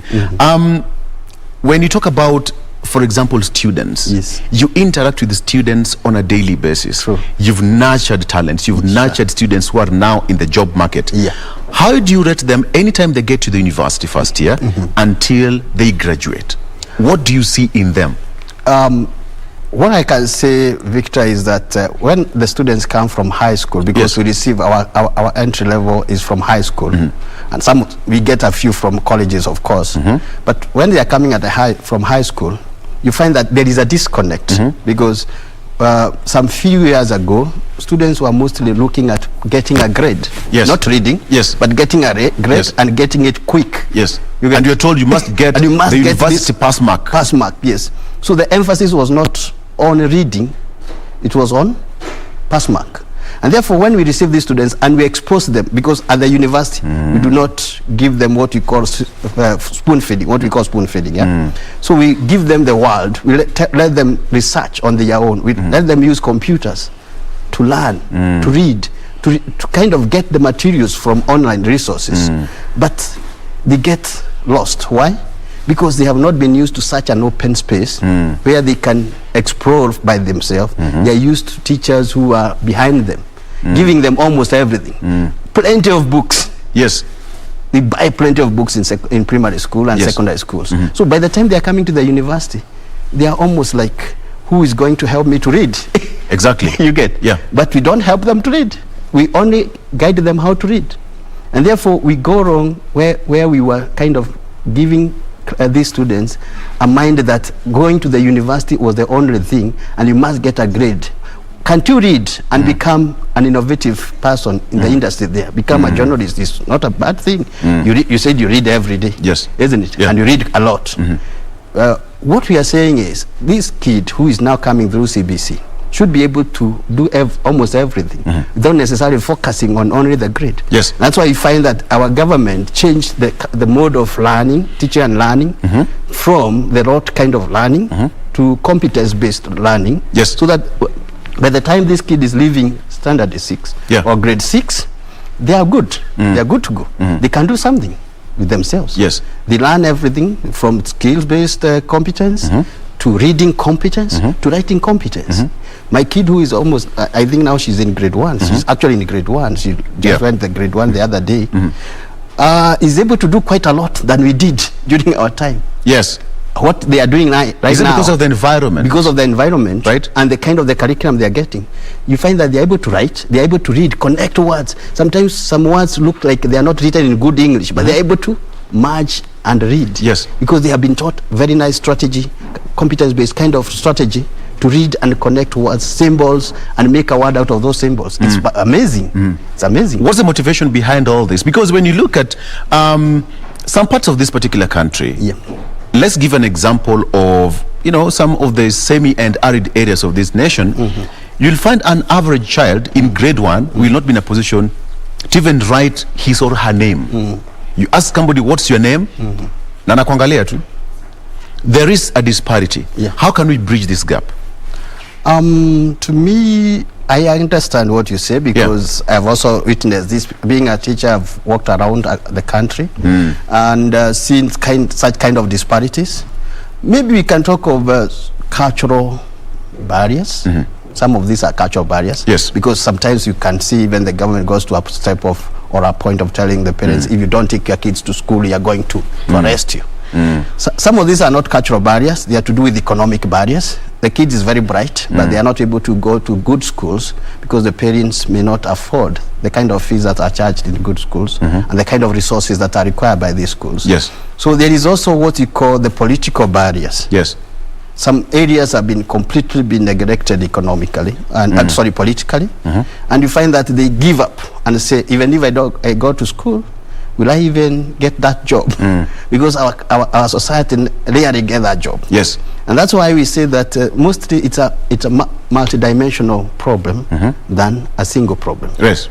Cultural problem, political problem, and economic problem. Yes. Yeah. And let's come back to the university right now. You find that the literacy level also differs from where a student came from and what kind of school, the environment, socio-economic factors also put together. We find that most of the books are right now going to e-learning. And that is now where the problem starts. Because you find a student does not even know how to operate a simple font or where he or she came from. They didn't have that, the privilege of accessing such kind of technology. How do you deal with that? I think, as you say, that's a very correct observation. Right. I believe it comes from research. We have observed this also from research materials that we publish from time to time. The differences also come in the way we nurture our kids down there as teachers. The teacher who started with this kid, it's called the ECDs, right? The ECDs, the early childhood. Right. How are they handled? How did the teacher handle these kids from that level? We go to the primary school. How are these kids handled? And we can talk of disparities also between the private and public schools. So how did the teachers in a public school handle their pupils? How did the teachers in the private school handle their pupils? So when once these students or kids sit for their national exams, they merge to mostly national universities. Most of them would want to come to the national universities. Like me, I was one of those who wanted to be in the university by all means. So you find that all kids, whether from private or public, they merge to one place. So when we receive these kids, there are those who are well prepared from the high school or secondary school. There are those who are just grilled for the purpose of entering into the university and passing an exam. And there are those who struggled, even reading using their torch or what you call mulikamwizi. And the lanterns. And the lanterns. And they did it. And when they come, you find that they are very stable. They are able even to discover more. And the problem also is that at the entry level, most of us students who come to the university had not done computer studies there before. You can see the recent trip, most of the university were grounded when the COVID came. The University of Nairobi was able to transform itself within 6 months to start teaching online. We are actually teaching online. We do everything online, including defense. Most of these things we are doing them online. Why? Because when our students come, we look at their background, see those who deserves to be attended for what you call basic skills. We teach them introduction to computers. It doesn't matter whether you come from Turkana, or came from Nairobi, or you came from Mombasa. All of you start from elementary level. Basic level. Because we realize there is that big gap between those who came through system that they are equipped with those resources and those who are disadvantaged came from schools. The only thing they were seeing are books and the notes from the teacher. perhaps, Daktari, the issue of COVID-19 just almost caught even you as, computer scientist. It caught you off guard. Because you didn't know how you are going to react to this situation, because now, it's not from the physical class. Now everything is going to go online. Do people really consume online materials? Like, for example, the students, how is the uptake? The uptake initially, you remember there was even a case in court about the University of Nairobi going online, including exams, administering exams online. Uptake was relatively skeptical because sometimes they would say, what about how can I be able to get the bundles? How can I be able to get the materials? Networks. And do I trust whatever exams will be done will be authentic? And there was a lot of skepticism on whether whatever that the online platform will provide. Access to the materials, like with the Google repositories and many other internet repositories, you can almost get everything, whether for subscription, for free, or anything. But we were used to going to the library to read the hard books, write the notes, and write the notes. And we insisted on the students going for these course materials. But that has changed. Now we give them, go for these PDFs. That has changed because we can no longer open the libraries for them to sit the way they were sitting close to each other, discussing points. So we have to make them now reorient their thinking to consuming the online materials, online notes that we give them, e-books, and any possible materials. But these materials are vetted and approved by the Senate or by the curriculum department, so that the student do not also go outside the context. Exactly. Because if you go online, you can get everything in this world. But then now, when you talk about online classes, some people are shocked because it was a complete culture shock. Up to now, some people are still struggling even to use, the simple tools, the Zoom, for example. Even us lecturers. You get it. So we are COVID-19 has brought us a new kind of approach and system that we have to depend on in life and adapt and adopt pretty fast. Is this now high time that people should now start focusing more on technology, more on going back into the online system because you said it, when you go to online, for example, Google, everything is there. But do we consume them? True.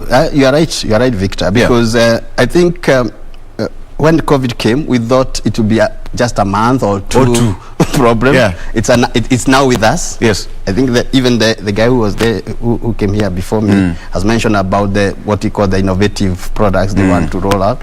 But what I'm saying is that we cannot now assume the online teaching and learning, online research, because it will become part and parcel of our life. It was a cultural shock which came very fast than we expected. Even us who teach computer science were not practicing the same University of Nairobi 6 months. 6 months to reorganize and to get to the system. And you know, for us, we had to go practically and what you call look at all the practical reasons that if we go online, what will happen? We are a big university, so that means that there will be some resistance from lecturers and from students. So we needed also to change our policies, exam policies, and start what we call them procedures, so that we allow online submissions. Because before COVID, I couldn't give a printed exam. I had to do manual writing. Exactly. Take it to the examination center. It's printed, it's typed. I go there, proofread manually. Take back the pen. But now you're telling the lecturer, okay, now you can submit your exams online. You can mark online. It was such a cultural shock. And we thought that the university is joking. The COVID will go the other day. I remember people tried to, there was a bit of some resistance. And even as journalists, we were trying to get into like, how are we going to get used to this kind of environment? Because you're told you are going to interview a particular guest via Zoom. You find a guest is not well equipped with the right materials. But here we are. Doctor, is it now high time for us now to start embracing technology? We start embracing the social media and use them pretty fast. You are a lecturer of computer science. People say that, see, I know how to open a Word. I can type, I can send an email, I can do PDF, and that's it. But computer science is wide and covers all these things that we are seeing today. Right? True. Now people are seeing the power of computer science now. And we are not going to live without the computer science going into the future. It has now been evident. We were trying to say this some years back, but people are not seeing the sense. Today, look at how much is being made by Microsoft with their teams. True, billions. Look at how much is being made by Zoom. Billions. And Zoom came like a joke. Now actually, the moment COVID started, that's when people are like, "What is this? What is this Zoom?" And right now, that's what we are using. That's what we are using. Look at Google with their Google Meet. How much are they minting? And they started, and Google was a project of a PhD student, and it was converted into a resource. That's why we say in Kenya we should also be innovative in the way we consume these technologies. It's not just a matter of consuming Google Meet, Microsoft Teams, Zoom. Can Kenya also come with its own homemade online platforms that we can exchange our materials and discuss our cultural You're a computer scientist. Why did you come with such an idea? I mean, we have some of these innovations we have around, like the mobile money transaction platform. We all know it started by just a simple student around here, and it's a global kind of a system that people use to transact money. Do we really have that point now to say, computer science is just something that we just have to learn? It's going to be part and parcel of our life, because COVID has just opened our eyes all of a sudden. Where do you see us going? I hope, Victor, you're aware about 2 or 3 years back, University of Nairobi started something called Nairobi Innovation Week, of which I was the chair of writing what we call even vetting the materials that were coming for display, what we call exhibition. And during that period, or even since then, we have tried, other than the years that COVID now has come, we have tried to expose our talents to the public, to the world, to tell them, do we have Kenyans who can produce, who can fabricate these solutions? And maybe if you have happened to visit one of those what you call exhibitions, you could see kind of the amazing talents our Kenyans have. If we nurture those talents, if we are able to nurture those talents, give them opportunities, like what I think President Uhuru has already done by providing what you call digital kind of solutions and innovative kind of approaches to the way he does his things, and even came to university to even bless the occasions of our digital innovations. I'm telling you, Kenyans are brilliant. In fact, in Africa, they say can you imagine? a guy for Facebook called Zuckerberg. Yes. Coming to Kenya to eat fish. Around here, Kilimani. Do you think he was so much interested with the fish? No. Definitely. He was on a mission. He was on a mission. And you don't know, maybe whatever was added up on the Facebook may have come from Kenya. How much it generated by just him, eating fish and just interacting with people around here. Yeah. Just make it simpler for me, Daktari. Yes. People usually say that when you talk about computer science, all I see is just encrypted forms, open this and do that, some of the computer jargons.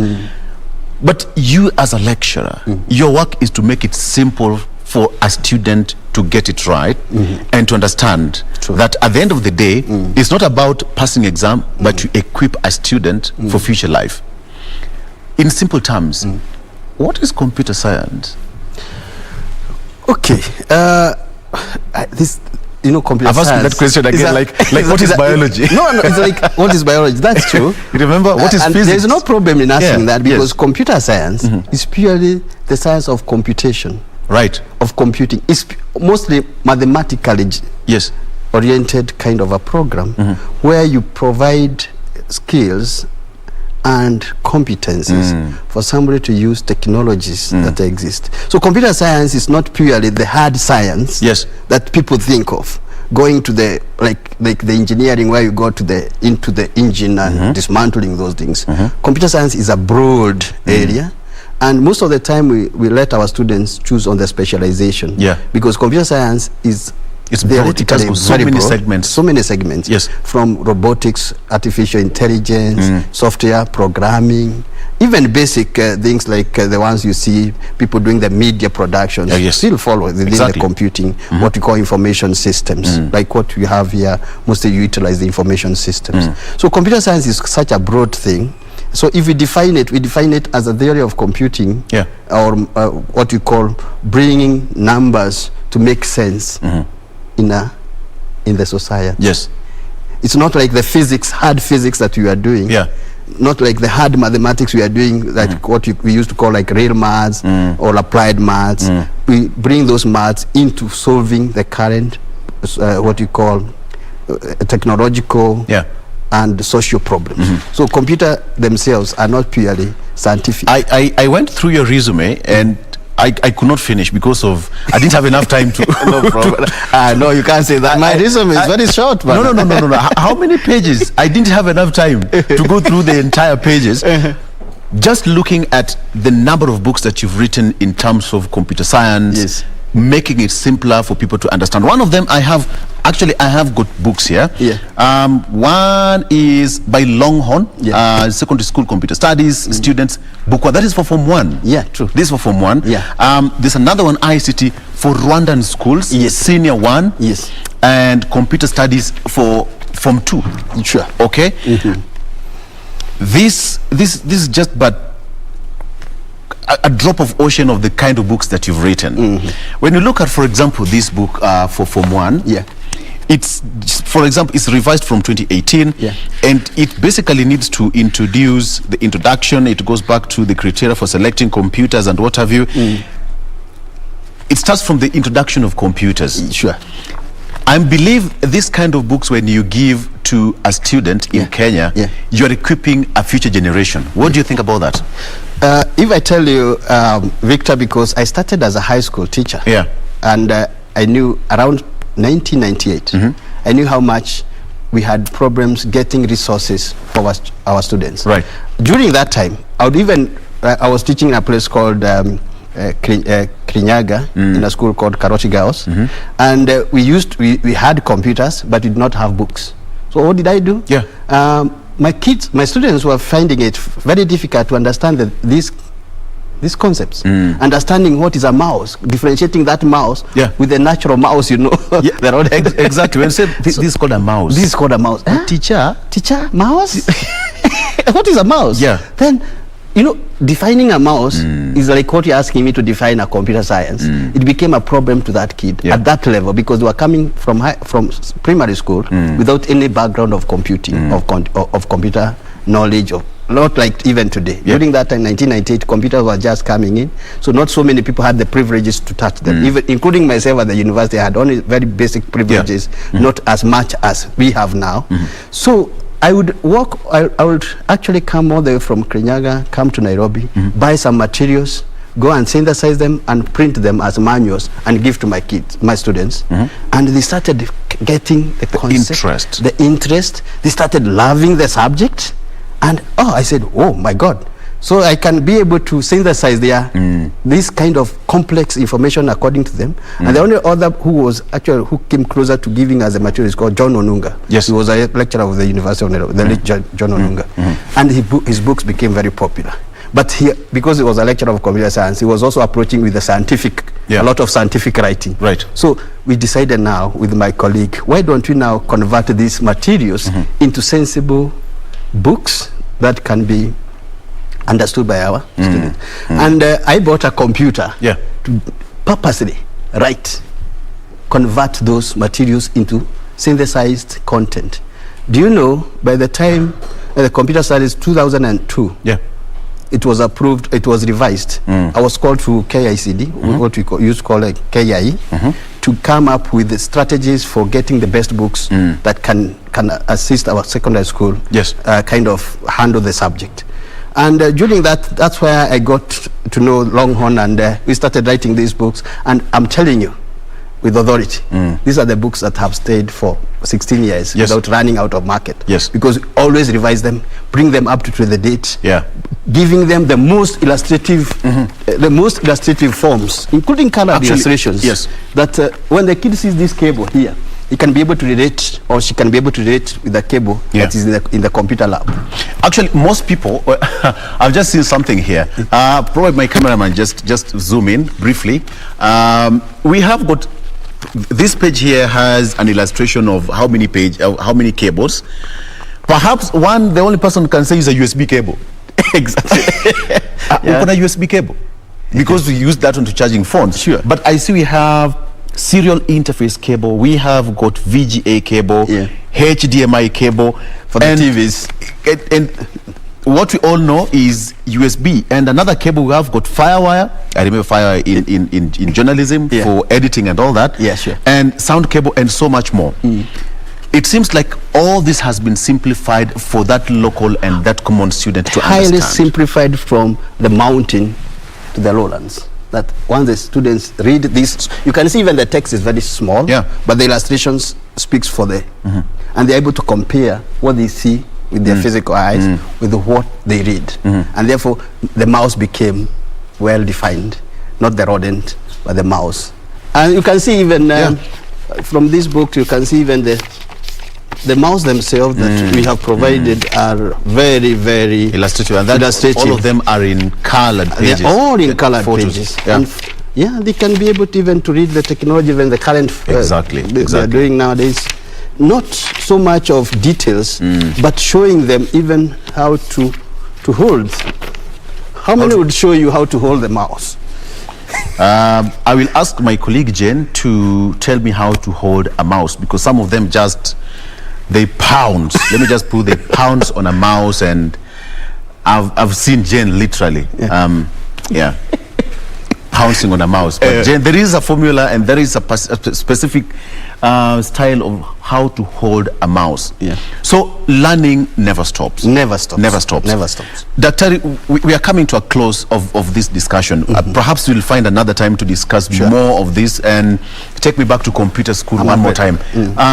When you talk about, as we finish, where are you seeing the future of this nation in terms of technology, in 1 second? The future of this country, as I mentioned earlier, is to nurture the young minds to be more innovative, more creative, and that's what the role I have even at the current role in my university is to nurture the young minds to be more innovative. Actually, we were the ones who started what we call C4D, the Center or Computing for Development. Once we realized our students could not be connecting the technologies they are learning in class and what is expected in the field. So we are looking at nurturing the innovations, not at the university level, but from the ground. Let the kid, even from home, even from preschool, be able to use this technology and other what you call innovative tools to make Kenya a powerhouse. Yes. As I tell you today, Kenya is known for innovation. Exactly. Including the M-Pesa you mentioned. Yes. But are we already there? Not yet. Daktari, I'm told that we are running out of time, but please, we'll find more time and we'll discuss more on this. By the way, if you need any copies of computer science, we have got computer science book 1 for Form 1, Form 2.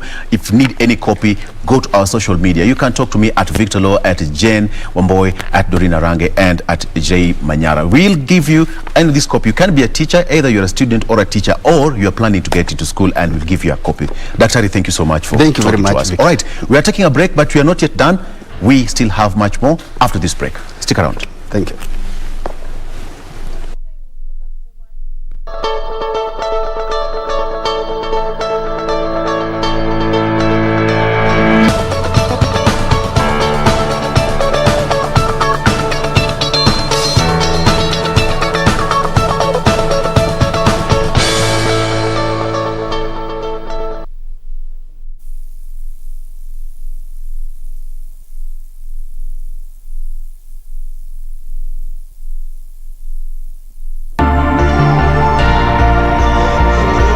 Waomba wenzangu, kama vile mimi ufanya, weka pesa yako kwa panga account juu KDIC imekuhakikishia iko safe.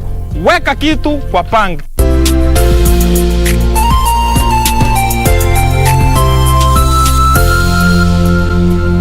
Be sure, check out for a KDIC sticker in your banking hall. KDIC, protecting your deposits.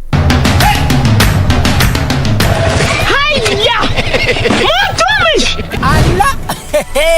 Nissan Serena ndio hii. Na unaweza kuwa wewe ndio tunapikia simu. Kodi ya Nissan Serena ni NS. Alafu kisha kwenye amount ni 50 bob. Hii Nissan Serena tunakupatia na shilingi 50. Kujiunga na QuickBid ni rahisi. Enda kwenye M-Pesa, bonyeza paybill, kisha weka business number 4032353. Kwenye account, weka kodi ya bidhaa unayotaka na bidi yako ya chini zaidi. Kwa mfano, TV 16. Kisha weka shilingi 20 tu kama idadi yako. Weka bidi yako pia kwenye www.quickbid.co.ke. Kumbuka, bidi ya chini zaidi ya kipekee ndio hununua. QuickBid, bidhaa bora kwa bei ya chini. Quiero amarte de una forma diferente, de otro.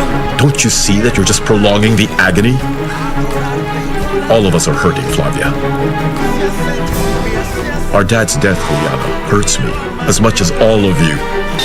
And now I know why my godmother told me that my mother was dead when they could no longer find her body. I can imagine that being a child made it harder for you to understand what happened. I'm so tired of pretending that I'm grieving in front of everyone. I have to go back to Mexico. It's a good thing that the police have officially ended the search. What a hassle. Yes. And you handled the matter about the will very well. It was timely. I was the one who set fire to stars. Quiero amarte de una forma diferente, de otro modo, nunca igual al de otra gente. In the last 60 years, the bus rapid transit has become a popular mode of public transport in major cities around the world. In fact, more than 200 cities have embraced this mode of transport, and Nairobi is soon joining this class. 87% of our people who do not have individual cars, this is their value. And once unlocked for them, it will transform the quality of life. This week on Inside Government, our focus will be on BRT. What are the prospects? What are the challenges and the opportunities? Right here on KBC Channel 1.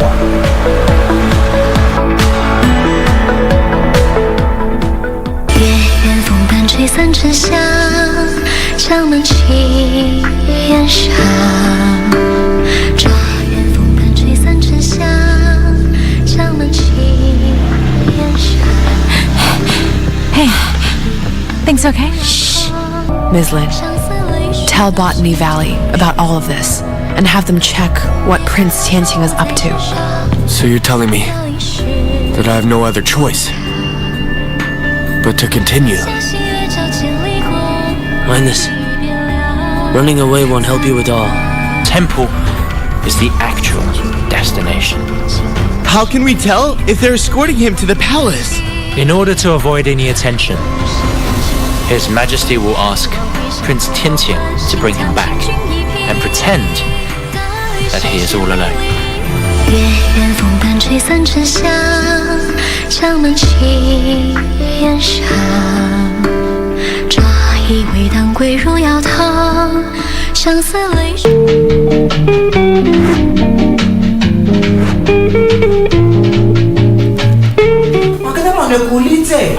Unamwita nini hiyo jina gani? Naona ni kama amefunga kilemba. Kilemba sasa Mlima yani kama shamba anajaribu kusaidia. Wewe ulipofahamiwa, yani uliona watu wanafanana?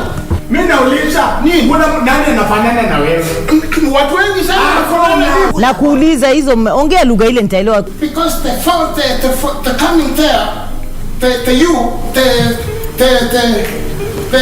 imekogo kuja wachana nayo, peleka uchinga huko.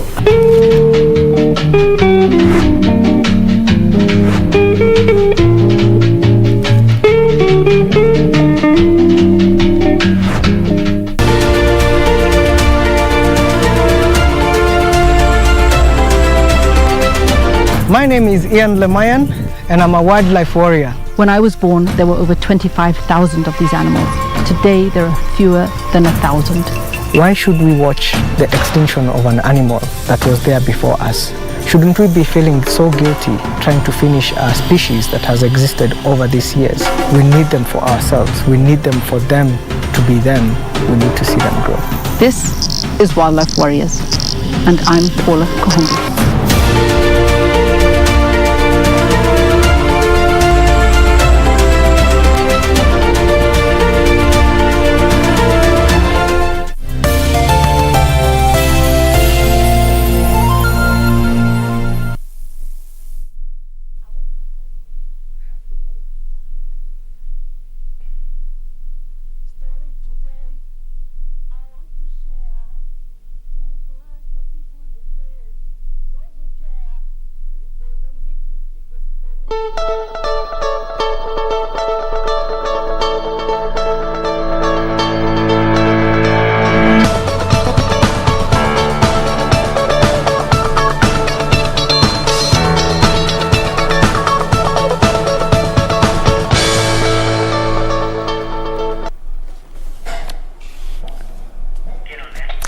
There we go. Kakanywele kangu kameinuka.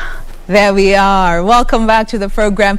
Glad you are still with us. This remains to be Good Morning Kenya. And as we always say, Thursday here is the new Friday. We always get to focus on the entertainment scene. And today it is no different. Only that tunavuka boda kidogo, we move to Uganda to speak to one artist who is joining us via Zoom this morning.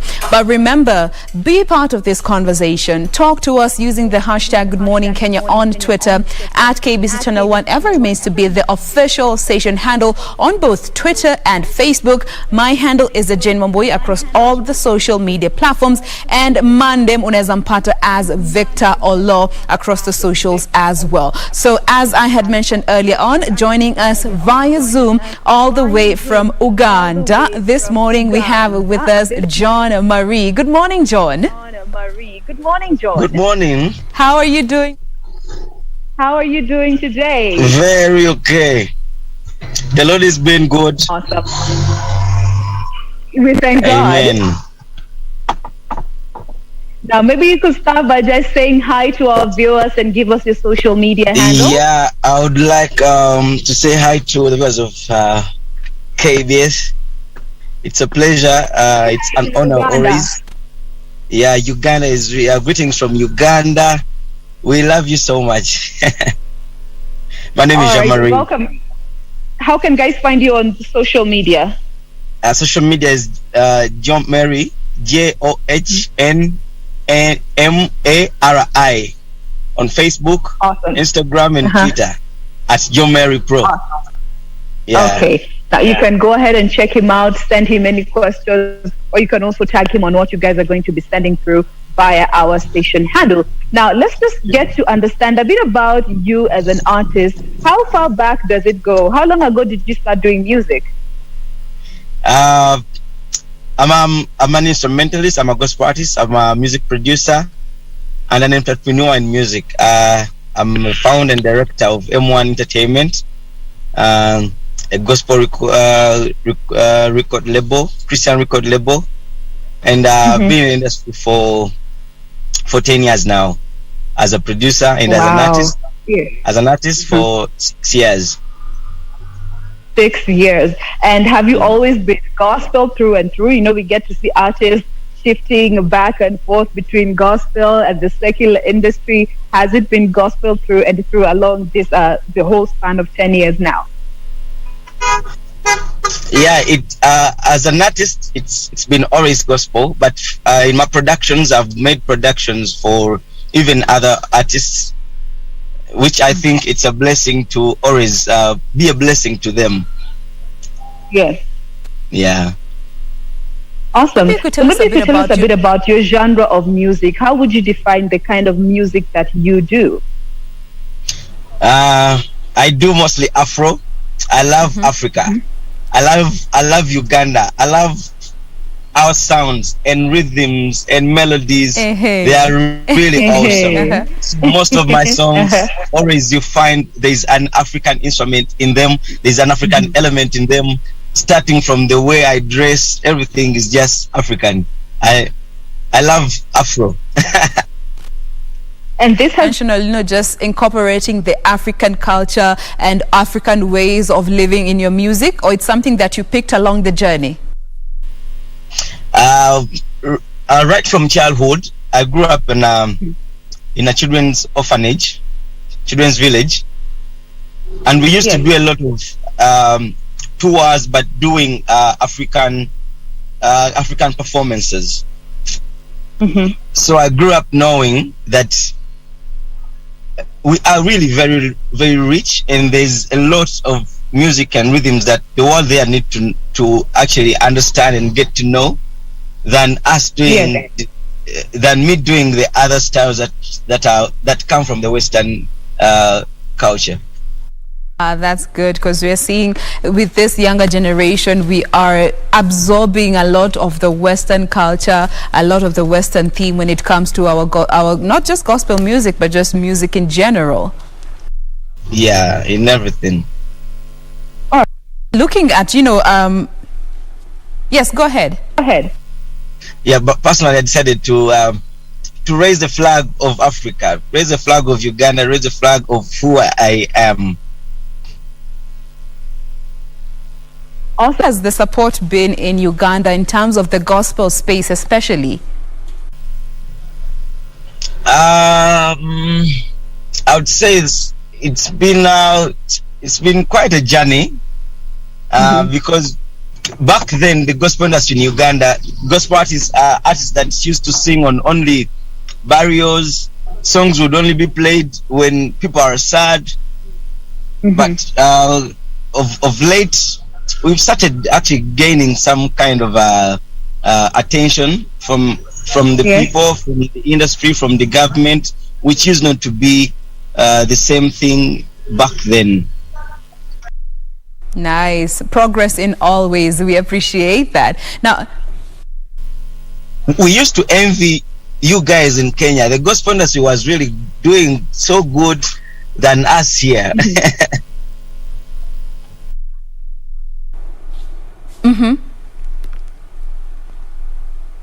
Currently, we are actually we are elevating. It's an awesome journey. It's an awesome journey. And just bringing the conversation to a more personal level, the people around you, your closest family members and friends, in terms of them being a support system in your craft as a creative, how has that been over the last 10 years that you have been in this space? First of all, I would thank God for giving me the very best of the parents that I've had. I'm so blessed to have a family that has always supported me right from childhood And I remember my very first concert, I dedicated it to my young sister who had 2 openings on her heart, and she needed an open heart surgery in India. So because of the support I've always had from my family, we actually managed to raise lots of money, and we took my sister, and she's actually now 4 years and she's doing great. Personally, I've had support from my family, support from the people that are around me, because they know that I'm really very passionate about what I do. Now, we are in this pandemic, and just looking at the Kenyan space, the entertainment scene and our artists have really been affected negatively, so speaking, when it comes to what they have gone through during this pandemic. Maybe how has it been for you guys in Uganda, and maybe just on a very personal level, even for you as an artist, as a producer, as a part of a record label, how has it been for you for the past year that we have been dealing with this pandemic? It's been good, man. Gone through and through. Everything that we deal in has to deal with people in big numbers, be it performing, be it studio sessions with bands and choirs, like people gathering. So for the last 2 years, it's been a hassle, I'm telling you. But this God has been faithful, and there's been actually a transition. We used not to have online concerts, but right now artists have resorted to doing online concerts and investing more in the online music stores that where we can get some money. But Ugandans are not really used to the internet and those things. So we actually personally, I had a chance to sign up with the Mudundo. It's from Kenya, and it's been those online platforms that I've been able to earn from a little bit, YouTube and other streaming platforms. But it's not been easy. But we pray and we believe that it's gonna go away. Everything's gonna be okay, because God got our back. Confidence. And maybe you could tell us a bit about your record label, the M1 Entertainment in Uganda. How is it faring, also considering the space that we are in? M1 Entertainment has 6 of the best gospel artists in Uganda. We have signed also producers, including myself, Atin Pro, who is one of the best in Uganda, Dan, and M1, in short, it's an acronym of a word meaning ministry, because we consider ministry to be the first priority besides money and everything. So we've had lots of artists go through M1, not even actually gospel artists. We've had very many artists like Spice Diana, Lydia Jasmine, and some big names of producers in Uganda today who are producing for the secular artists, but they came out of M1, and we are grateful. Totally. Now, when it comes to also the artists that you sign, it's not just about the artistic bit of it. There's also the business and entrepreneurial part of being part of M1 as a record label. What is it that you look for in artists in your entertainment scene that you can gauge them and say, this is somebody that we need to take on under our record label? Yeah, so just make sure that you're industry as well. Yeah, like I told you, first it's about ministry, and our first priority goes to people that are really ministry minded. Yes. However, we put it on a professional basis. It was really very hard to professionalize the ministry, and it's actually been a struggle with the pastors, with the people that we work with, knowing that the artists, having them, it's a ministry. Of course, they are doing ministry, but they have to earn something out of their craft, out of their creativity, out of their gifts. But first and foremost, it is ministry minded, and of course, talent. We've really valued, and we have actually most of the artists we have are of different genres. I do Afro. We have a rapper. We have a dancehall artist. We have cultural artists. Like we have different genres because we consider ministry and again talent, like real talent. How many? Yes. Yes. Personally, I was but someone, so I decided for some less privileged to have a privilege to be someone. Awesome. And maybe now you could tell us a bit about the albums you have managed to do over the year. Last year you did put out an album, but maybe you could tell us how many albums you have under your wing. I started singing and professional singing in 2016, and every after 2 years I release an album. So far I've released 3 albums. The first album was called Neunya. I released it in the Netherlands, and I did a European tour. And the next album was the first album. It had Nsima, Neunya, Nasinza, and very many tracks. There were like 10 tracks. Then the second album was called He's Able, and He's Able had songs like He's Able, Mukama Mulungi,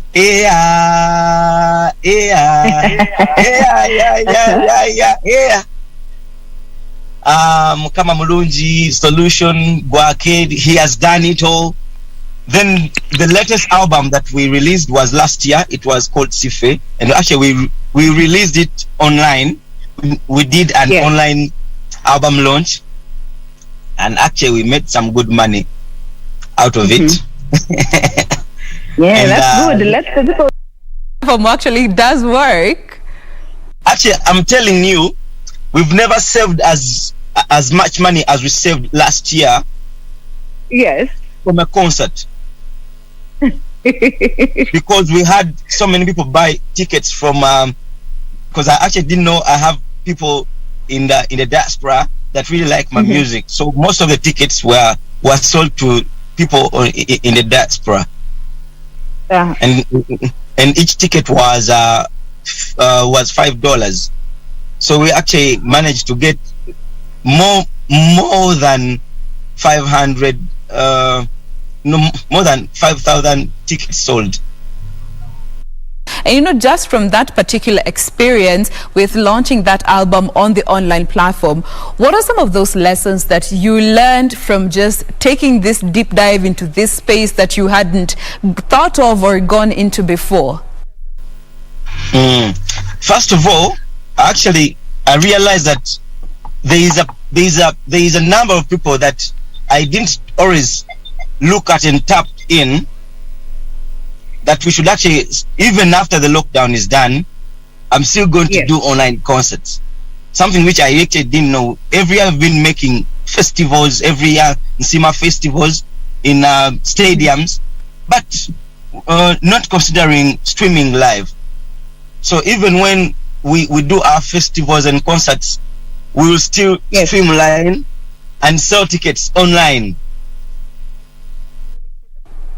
And we still have some artists that are struggling to just get onto this online platform and adjust to this space that we are in as a global population. We still want things to go back to how things were. Normally there's a concert, put out promos, put out an advert, this is the venue, come, let's have a good time. For those artists that are struggling to just embrace this new online platform, what would be your message to them? My message is I think it's online. I think personally it's a better thing, even to those that are really there's those artists that are like, man, may I just want to record my music, release it, and some that are shy. Online is actually better because there are no people, you're doing your thing alone. It's like you're in a rehearsal, and it's a new thing. if you stay behind, we will go far. So you just have to adopt. Now, before we get to close this particular discussion, I have someone on Twitter who is called Casey. She's asking, ask him if he is a family man, because many a times here in Kenya we have seen young gospel artists who are not family men always go the wrong direction when it comes to their music. Yeah, I'm married to one J. She's called Jackie, and yeah. We got married last year, and it was during this lockdown, and it's been a tremendous journey. We enjoy each other, and it's the best thing you can do, only if you're ready. Awesome. A decision. Yes. And once you do it with the right person, it is the best experience ever. I'm telling you. All right. We enjoy everything full of the Holy Ghost. Tell them. Now, this discussion, maybe what can the fans expect from you, both from the Ugandan space and the diaspora, which you have now come to understand that they are a big part of the movement that is behind you? What can we expect from you, artistically speaking? On 1st of August, I'm releasing a new single called He's Got Your Back. It actually has some Kiswahili, so my Kenyan people, you will enjoy this one. There you have it, John Marie, all the way from Uganda. Expect something soon, new projects coming up. Thank you so much for making time to be with us here on Good Morning Kenya. We wish you the best in your music. Amen. Thank you too. God bless you. Bless you. I love you. Thank you. That is John Marie joining us all the way from Uganda. He is a gospel artist. He is a studio owner. He is a producer. He has done so many pieces of art, and especially in the gospel scene, which is what he identifies with. Just gracing our screens this morning, all about the entertainment scene. Now, as we get prepared for the next discussion, we have two legends that are going to be joining us here on Good Morning Kenya.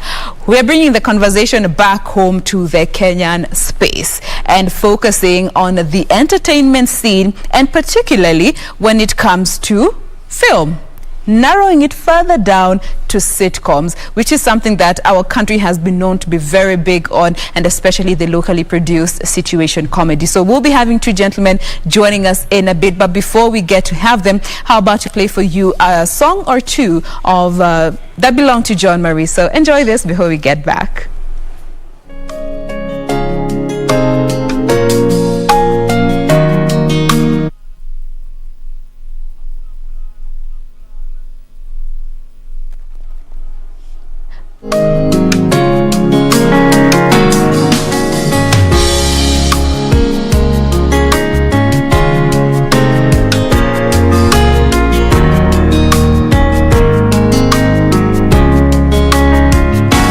I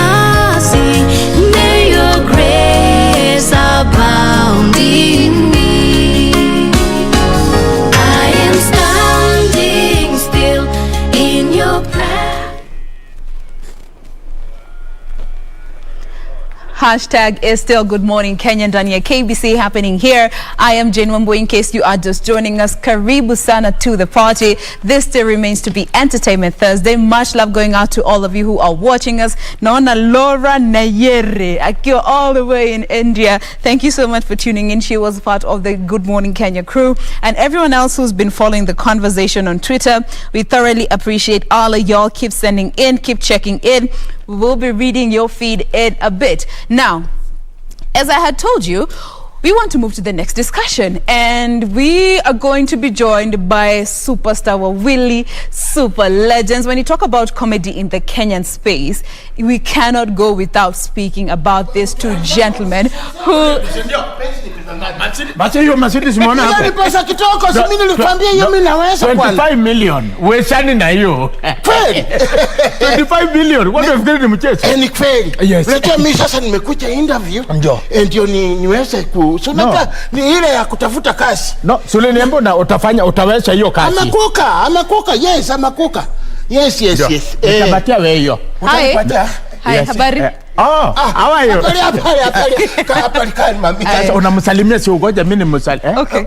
Nani wa kwanza? Msalimie kama tako mami. No.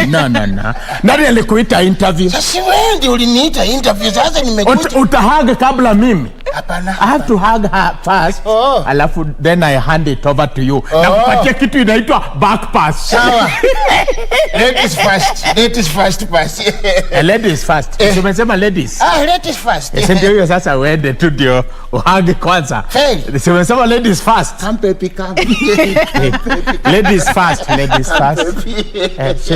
Ndio. Basi. Kuna tano basi. Tukule high kwa social distance. Ndio. Oh my God. Mama na mnaka. Habari ya nyumbani?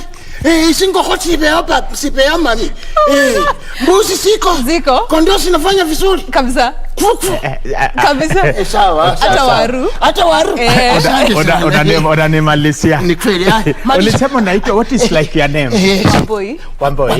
Wow, that is a good name. Amundie kinyuka kota. Karibu sana. I have 3 breathing wives.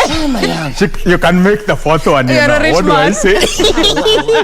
Dai nimeita kutoka all the way from Kakamega. Tumefika asubuhi na Msamaria. Nimekuja na Msamaria tu, hata huyu ndiye alinipikia simu. Nilikuwa pato na kipamba tu nikiwa huko ndani. Mtoko. Hii ni appetizer? Hii ni appetizer hii. Na hii ndio sasa hii inaitwa kifungua kinywa. Sasa wacha aibu ndogo wewe. Unajua hapa tuko wapi? Utakunywa chai mami. Siwezi kataa. Mimi nikipepeanga. Hebu kwanza tu social distance juu ya corona. Sasa ndio nilikuwa nauliza corona. Kuna corona ndugu yangu. Umepimwa? Mimi nilipimwa. Lini? Juzi tu. Ulipasa muli. Ukapatikanaje? Nilipasa we. Kweli nilipasa we. Ni kweli. Mami utakula. Utakula. Sasa. Sawa. Unaibu ndogo lakini. Si mimi unajua nilijipamba nikikuja tu namna hii. Lakini si ungekuwa umeniambia kitambo ndio nikwambie. Ukuje na toast mbili. Hapa sio sago bwana, inakuwa aibu. Okay, it's okay. Mami, otherwise you are so pretty. Ai mama yangu. Na wewe ulitengenezwa wakati Mungu alikuwa amenini achechoka. Wewe ni chai. Umekuja kutafuta bibi ama umekuja kutafuta kazi? She's very pretty. Marco, atulisema Wamboi. Mama yangu. Wamboi. Uko salama? Niko salama. Mimi ndio in fact what am I mean ndio amekuja interview kwangu. He's actually anataka kufanya kazi ya cook. Na mambo ya watchman kabisa. Na hata anataka pia ukipata mpango aingie SGR. So sababu yako alikuwa anaendesha gari ya moshi. Ndio. Hiyo ni talent iko kwenyu. Kitambo.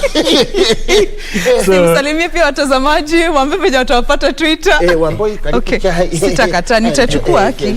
Asante. Hata mimi nitakunywa hii. Cheers. Msakolo. Cheers for you and for me. Itakutumula nitakuchapa. Hiyo tapia social distance. Mpigane mkiwa social distance. Ndio. Aya guys, interview.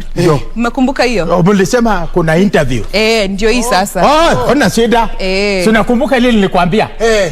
Kama utapita, wewe utaweza? Mimi nitaweza. Utawezana? Si ndio? Sasa Wamboi ndio huyo. Utawezana naye? Nitaweza. I'm telling you itakuwa ngumu. Wamboi tayari. Wamboi unajua akiniangalia na ni confused. Sasa ndio hili nilikwambia. Kuja kuwa ready. Kuja kuwa ready. Na ni kijana mzuri amesoma. He's actually very learned. Sasa he's learned. Before tuendelee na interview. Simako how tupeleke break. Commercial break. Kama journalist. By the way, I'm a journalist. You are? Mimi am a yes. Aya tupeleke break. Professional. Ndio hii kamera. Angalia kamera gani kamera yako hapa. Kaisa kandi makwila ne mpaka when we are going to break. We are going to break this and then we'll be back very soon. Asante kandi. Director amesema hiyo imekataliwa so tutachukua break sasa. Nilikuwa nasema poleni viewers, I'm very sorry. I brought a confused human being. I didn't know. I'm very sorry. Very sorry. Tutawapatia miwa baada ya show. Miwa ni baada ya show. Mama yangu. Social distance. Walisema choche. Walisema. Unakula miwa saa hii tena? Wamboi ulisema saa ngapi? Tunakula saa ngapi? Unaweza kula by the way. Bora uweze kuongea ni sawa. Sasa ndio nilikuwa na request. Wewe unaweza kula miwa na nini na mkate. Si sawa? Alafu na mimi nikule hii. Kila mtu apate kitu. At least wewe kula hiyo. Kula hiyo. Lakini huyu angekipepea yake. Kula tu hiyo. Sina inakutosha. It's okay. All right, gentlemen, karibuni sana. Asante sana. We are glad mme make time kutoka Ushago kuja hapa.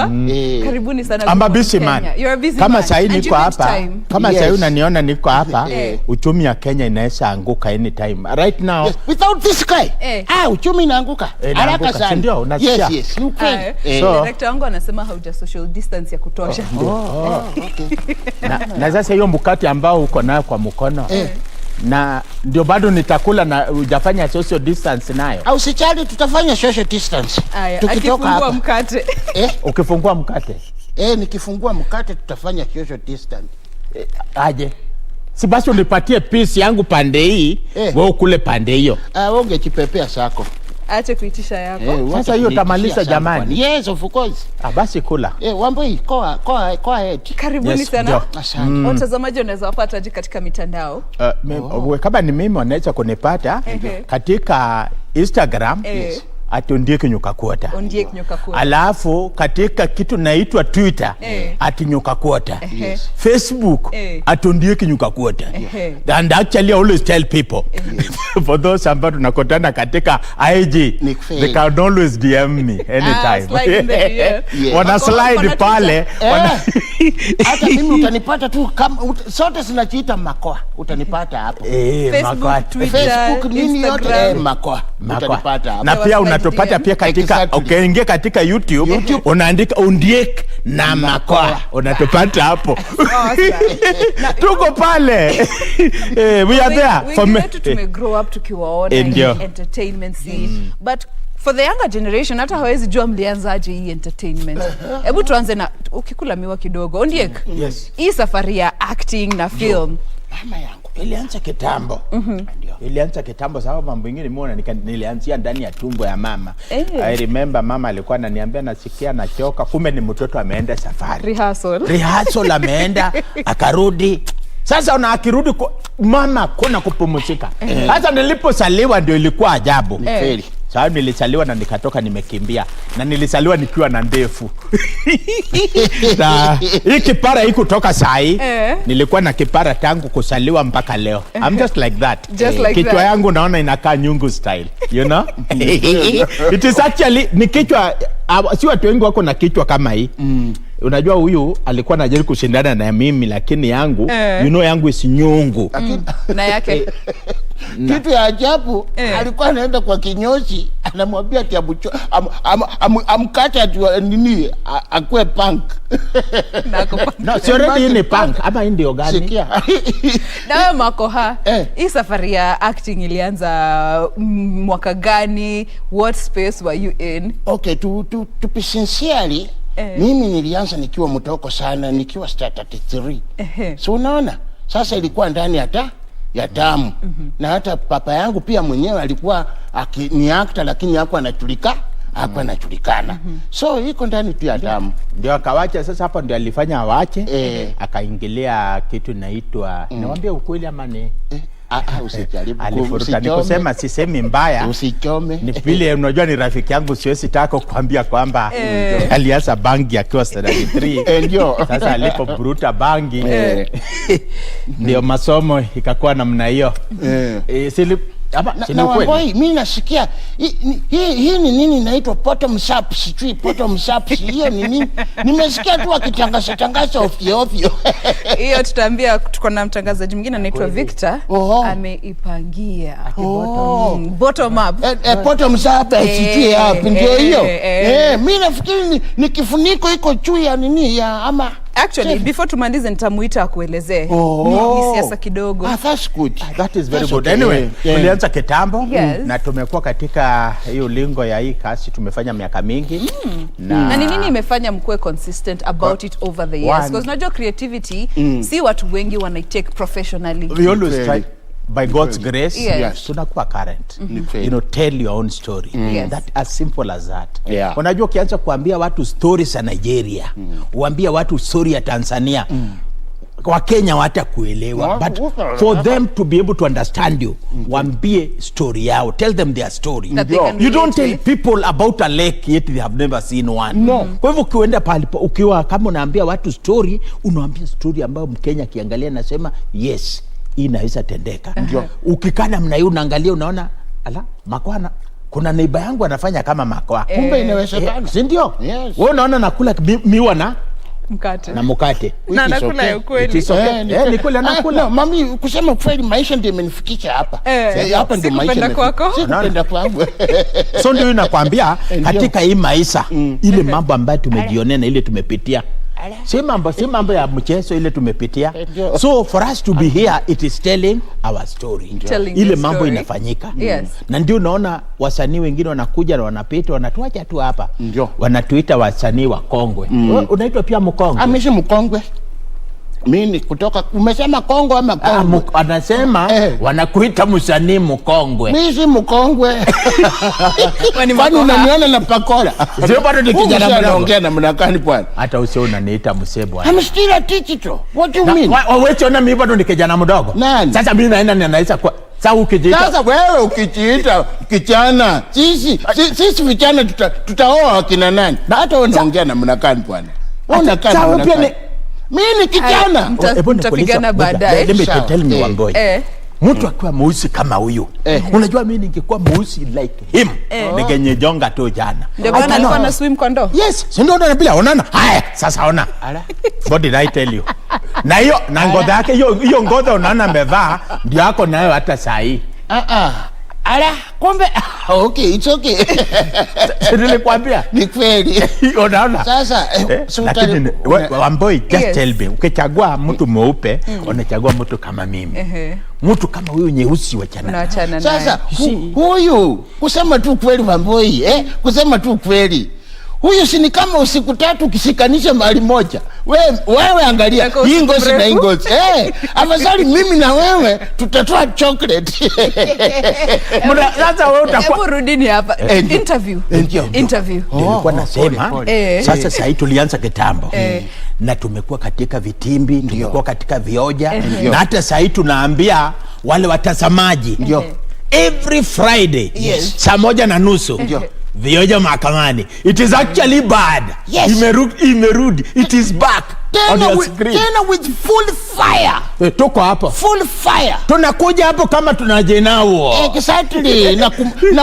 Yani ukichimonchoka lazima tu na uo. Wako wanatucheki hapo. Kila Friday. Every Friday. 7:30. Ndio. kesho. In fact, kesho, every Friday ya kesho na ile Friday ingine. Every Friday kuna maneno ambayo tunaletea nyinyi kuchangamsha bongo. Baada ya kuchapa chapo na hii mambo inaitwa COVID. Unaona bila COVID imesukuma wa Kenya. We need to give people, you see, laughter is the best medicine. Na hebu acha niingilie tu hapo. Ulisema you reinvent yourself over the years. Na tumejua vioje mahakamani kutoka kitambo. Ndio. Na wengi wanasema sasa juu imerudi tena. How is it reinvented? Na hiyo ndio sasa tunataka waanze kuangalia kuanzia kesho. Kesho waende waangalie waone bile vioja iko na pahali tuko na pahali tunaelekea. Tumewatengenezea mambo murua. Ndio. Tunaleta stories za Kenya. We are telling a Kenyan story. Na ndio mwambia hao wakuje waangalie. And in fact we actually inviting even the younger talent wakuje tuungane nao. Katika vioja mahakamani sasa tuko na JB Masanduku. Tuko na kijana mwingine inaitwa Mutuko. Isipokuwa ni kijana mdogo lakini anakaa tumbe yake ninaona inakaa nikako na mimba. Unajua kuna wanaume sawa iko jiolisa mambo. Hii wanaume iko na wako na tumbo kubwa. Ni watu wanafikiria. My friend. Usianze kutuingililia. Do you know unajua kukua na tumbo ni style. Do you know that? Hata kipara ni style. Wacha mchezo bwana. Na nasema it's a fashion. Ni fashion. Si ndio? Makoha. Anataka sababu hako na tumbo kubwa. Ndio maana. Although ni vile nimejaribu kumwambia mesa dawa ya niuliza swali. Hebu niulize swali. Ulikuwa unasema nini? Kuangalia tu Kenyans when it comes to supporting local sitcoms kama vioja mahakamani ambayo inarudi. Inarudi. Tumbo simento Kenya. Wacha irudi. Ndio hiyo. Support kutoka Kenyans over the years from Kenya umeona as an actor in this scene. Imekuwa vipi supporting local content sana? Okay, imekuwa up and down kusema kweli, up and down. So lakini nafikiri the more what tunaenda tukilearn, the more mambo bado inaenda ikiwa sawa. Na nini do you think imefanya ikuwe hiyo up and down? Is it about the kind of content as Ondieko saying, ama the quality, ama the availability of platforms for them to be able to associate with? No, unajua pia kuna hizo platform pia. Hiyo ni mmoja wapo. Na pia vile unajua ukitoa kitu lazima utoe kitu ambayo watu wako related nayo na ni kitu inafanyika kwa society. So that's why unaona ni both sides. Yes. Awesome. Wacha tuseme tu kweli. Problem ya msanii ya Kenya iko kubwa sababu Kenyans sijajua kwa nini hawapendi watu yao.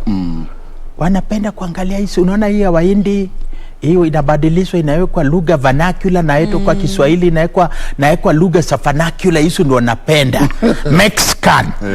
Uko sitting room unasikia bibi yako analia. Alafu ukimuuliza nini anakuambia Alejandro ameuliwa. Just imagine. They do not love that which is ours. Oh yes. Hiyo ndio shida. Hiyo ndio shida yetu iko hapo. Watu wetu wanapenda vitu kama hiyo.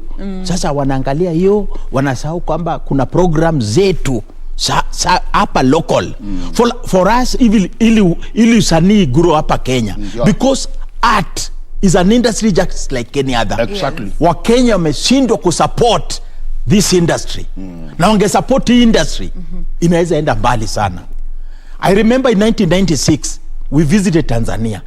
Tanzania akina Mzee Mkude when they were told to cut and race for Vitimbi, walikuwa na tetemeka. Yes. Walikuwa pale chini because Vitimbi was up there. But look at Tanzanians today. Na mimi naongea hivyo na najua kuna Tanzania wanatuangalia. Exactly. Wakenya hawawezi fikia wa Tanzania as far as film is concerned. Yes. They are churning a lot of films. Zile zinafanyika Tanzania. There are so many. Because the locals they are ready to support. The business community wana support. Hapa Kenya it's different. Nionyeshe kampuni moja ambayo itakuja iseme saa hii we want tunachukua vioja ama tunakuja nyinyi wasanii tumuona katika YouTube mnafanya kazi mzuri, come we are going to give you money enda mfanye hii, mfanye ile ingine. That is exactly what is happening in Tanzania. Yeah. What steps do you think zinahitaji be put in place to make sure that first we formalize the industry? Because I think people take it casually because it's not as formal as maybe the nursing industry or the medical space. And looking at all stakeholders that come into play, kuna government, kuna the local, national and county governments, we have the mwananchi, we have media outlets. How can they all come in to just put those steps in place to make sure that we formalize the industry and give it the respect that it deserves professionally? Sasa hiyo, hebu tuanze na Makoha kidogo. Kusema kweli, lazima pia government support na waoneshe kweli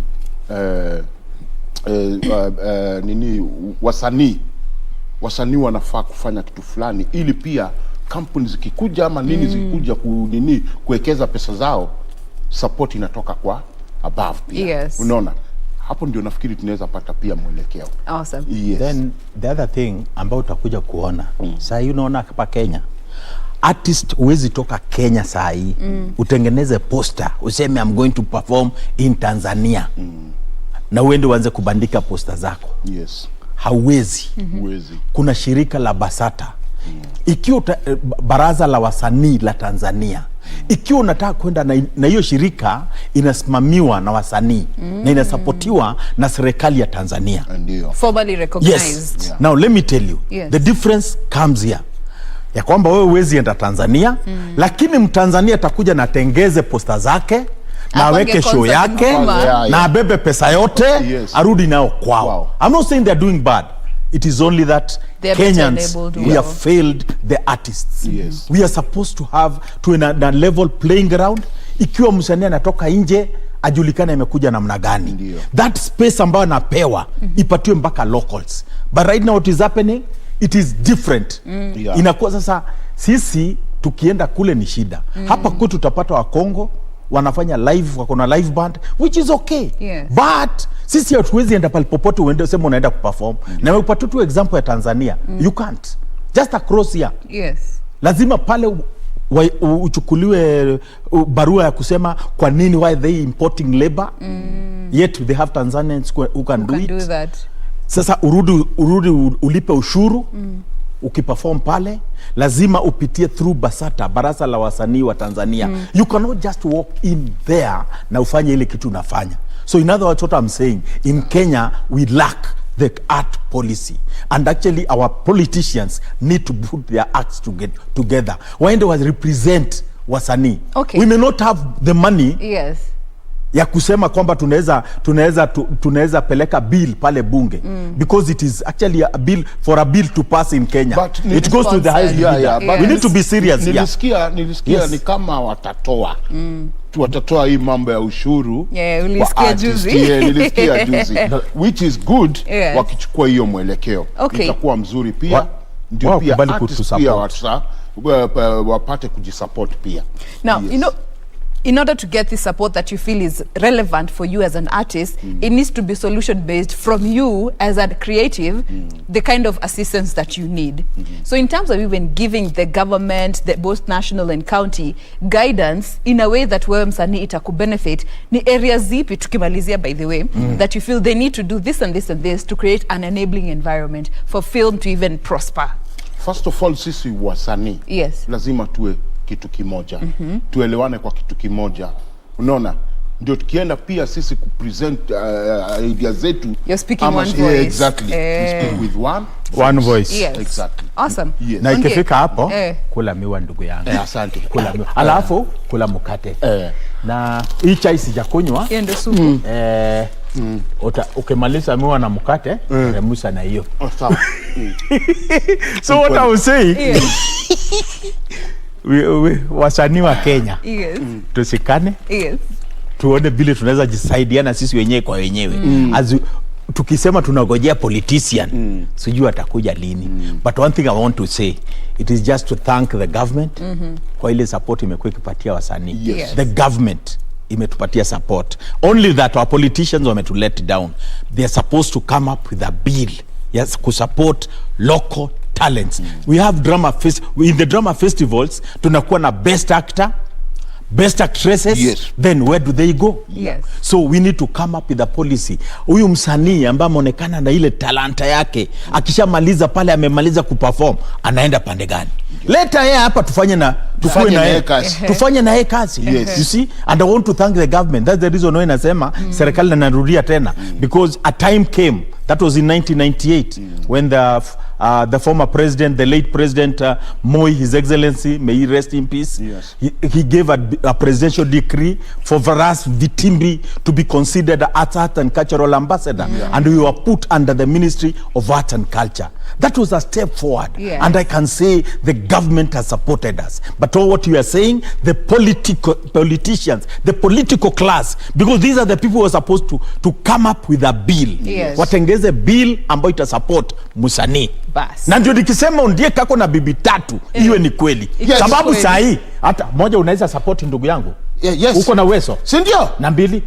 Naweza support. Na tatu. Hata ya tatu. Na ile? Hata ya nne. Utawezana? Ala. Ukiwa Kenya. Kama mambo yuko hapo kwani nani anashika?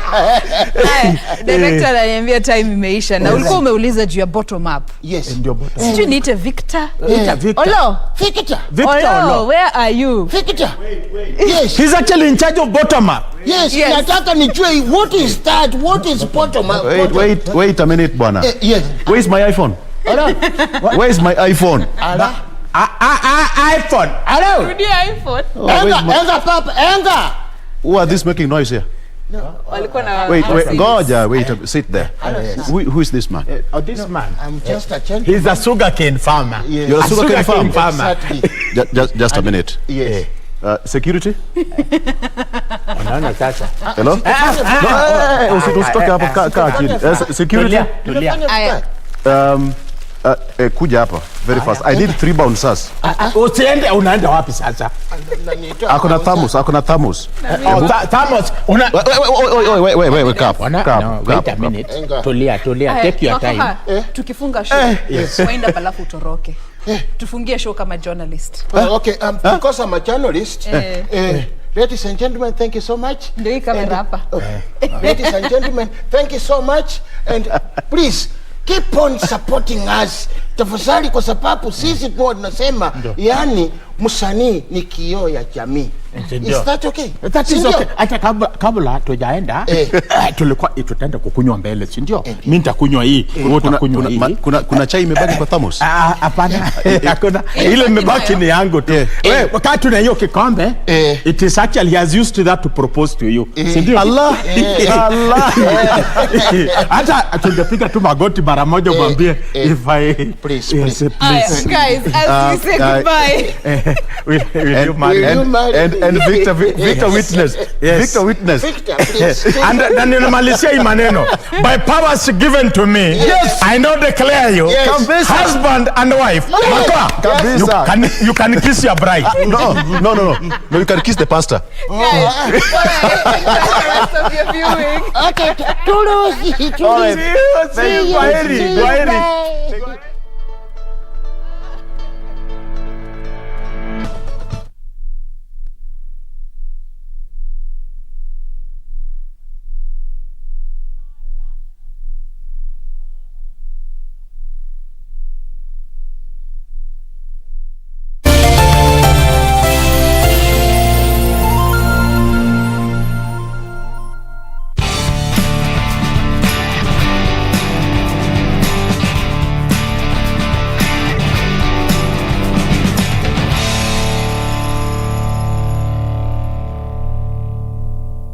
Alikamata Silva.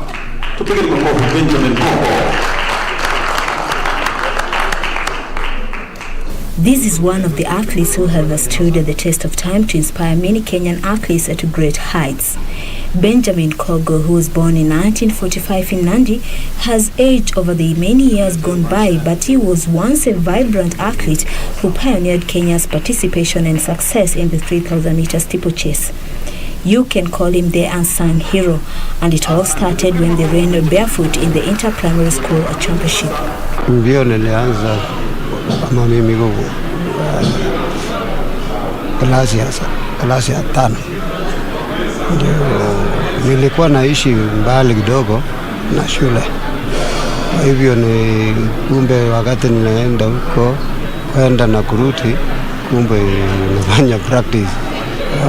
Kumbe hapo sasa nilianza kukimbia. He was still in school when he was called upon to do the honors for the country the Eastern Central Africa Championship. Siku ile nilikuwa kwa shule, tulikuwa nashindana na shule wengine. Sasa ndio nilikuwa nakimbia tu, wakati nasoma na kukimbia huko. Nikuenda nje kama miko shuleni, kama iko klasi ya 7 ndio nilienda Dar es Salaam. Hapo ndio nilikimbia, nikafanya mzuri. Hapo tukakuja tena kutoka Dar es Salaam tunaenda Rwanda ya ukanda. Rwanda ya najua siku hiyo ilikuwa naitwa East Africa. Benjamin Kogo was the first Kenyan to represent the country in the 3,000 meter steeplechase in the Olympics during the 1964 Games in Tokyo, when he narrowly missed the finals when he was eliminated in the first round hit with a 5th placing. Wasungu nilikuwa ameendelea. Unajua wao ndio walianza kukimbia. Mchezo ndio walianza. Hivyo sasa watu wetu wamejua. Sasa naona wamekuwa maendeleo. He was also among the pioneers in the first All Africa Games in 1965 in Congo-Brazzaville, where he won the 3,000 meter steeplechase in a 1-2 sweep with Naftali Chirchir when he stopped the clock at 8 minutes 47.4 seconds. A year later, he claimed the bronze medal, the first for Kenya in the British Empire and Commonwealth Games in Kingston, Jamaica, in 8 minutes 32.81 seconds in a race won by Peter Walsh of New Zealand. Kogo could have won the gold in his second appearance in the Olympics in 1968, but he was outsprinted by Amos Biwott at the final straight to settle for the silver in 8 minutes 51.56 seconds. Tulimaliza Biwott ilikuwa nayo mtoto wa shule, na mimi nilikuwa nimesawaja shule siku hiyo. Sasa yeye alikuwa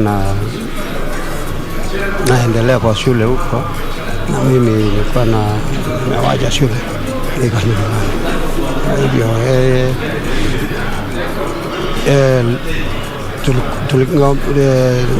nilionyesha namna ya kukimbia, alafu tukaenda. Wakati nilipoingia huko, basi nikachukua nikakuwa na anga ya pili.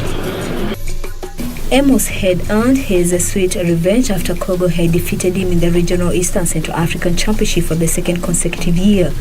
Kogo did take part in the 1970 Commonwealth Games, but could only finish a 6th in the steeplechase. He retired 6 years later. Wakati niliwacha shule, nikaanza kufanya kazi yangu ya mkono tu, ya chai, lema tu, ile mboga nini, ndio watu naendelea nayo sasa. His children prefer other sports, but he doesn't mind. Hakuna mtoto amekimbia, watalikimbia tu hapo kawaja. Wale watu wengine watoto wengine wanapenda kukimbia, lakini wengine hata wakimbiaji wengi watoto hao hawezi kukimbia.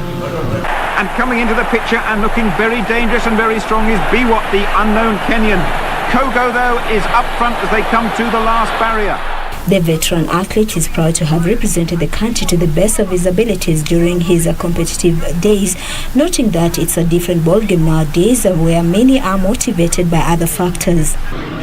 Hiyo unajua ilikuwa siku hiyo ilikuwa nani, au kwa tulikuwa nakimbia tu kama alikuwa bana, kama sasa unajua sasa watu wanafanya training, Siku ile tu nilikuwa nakimbia tu kama napenda, lakini sasa imekuwa nini?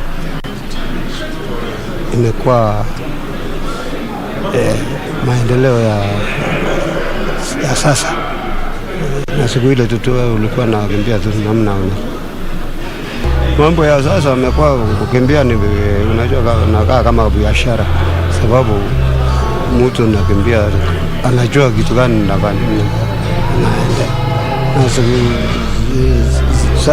samani ilikuwa bana fikiria hiyo, sababu mtu sasa analipwa namaliza mchezo analipwa. Benjamin Kogo, who pioneered Kenya's success in the 3,000 meter steeplechase in the All Africa Games, the Commonwealth and the Olympics, is however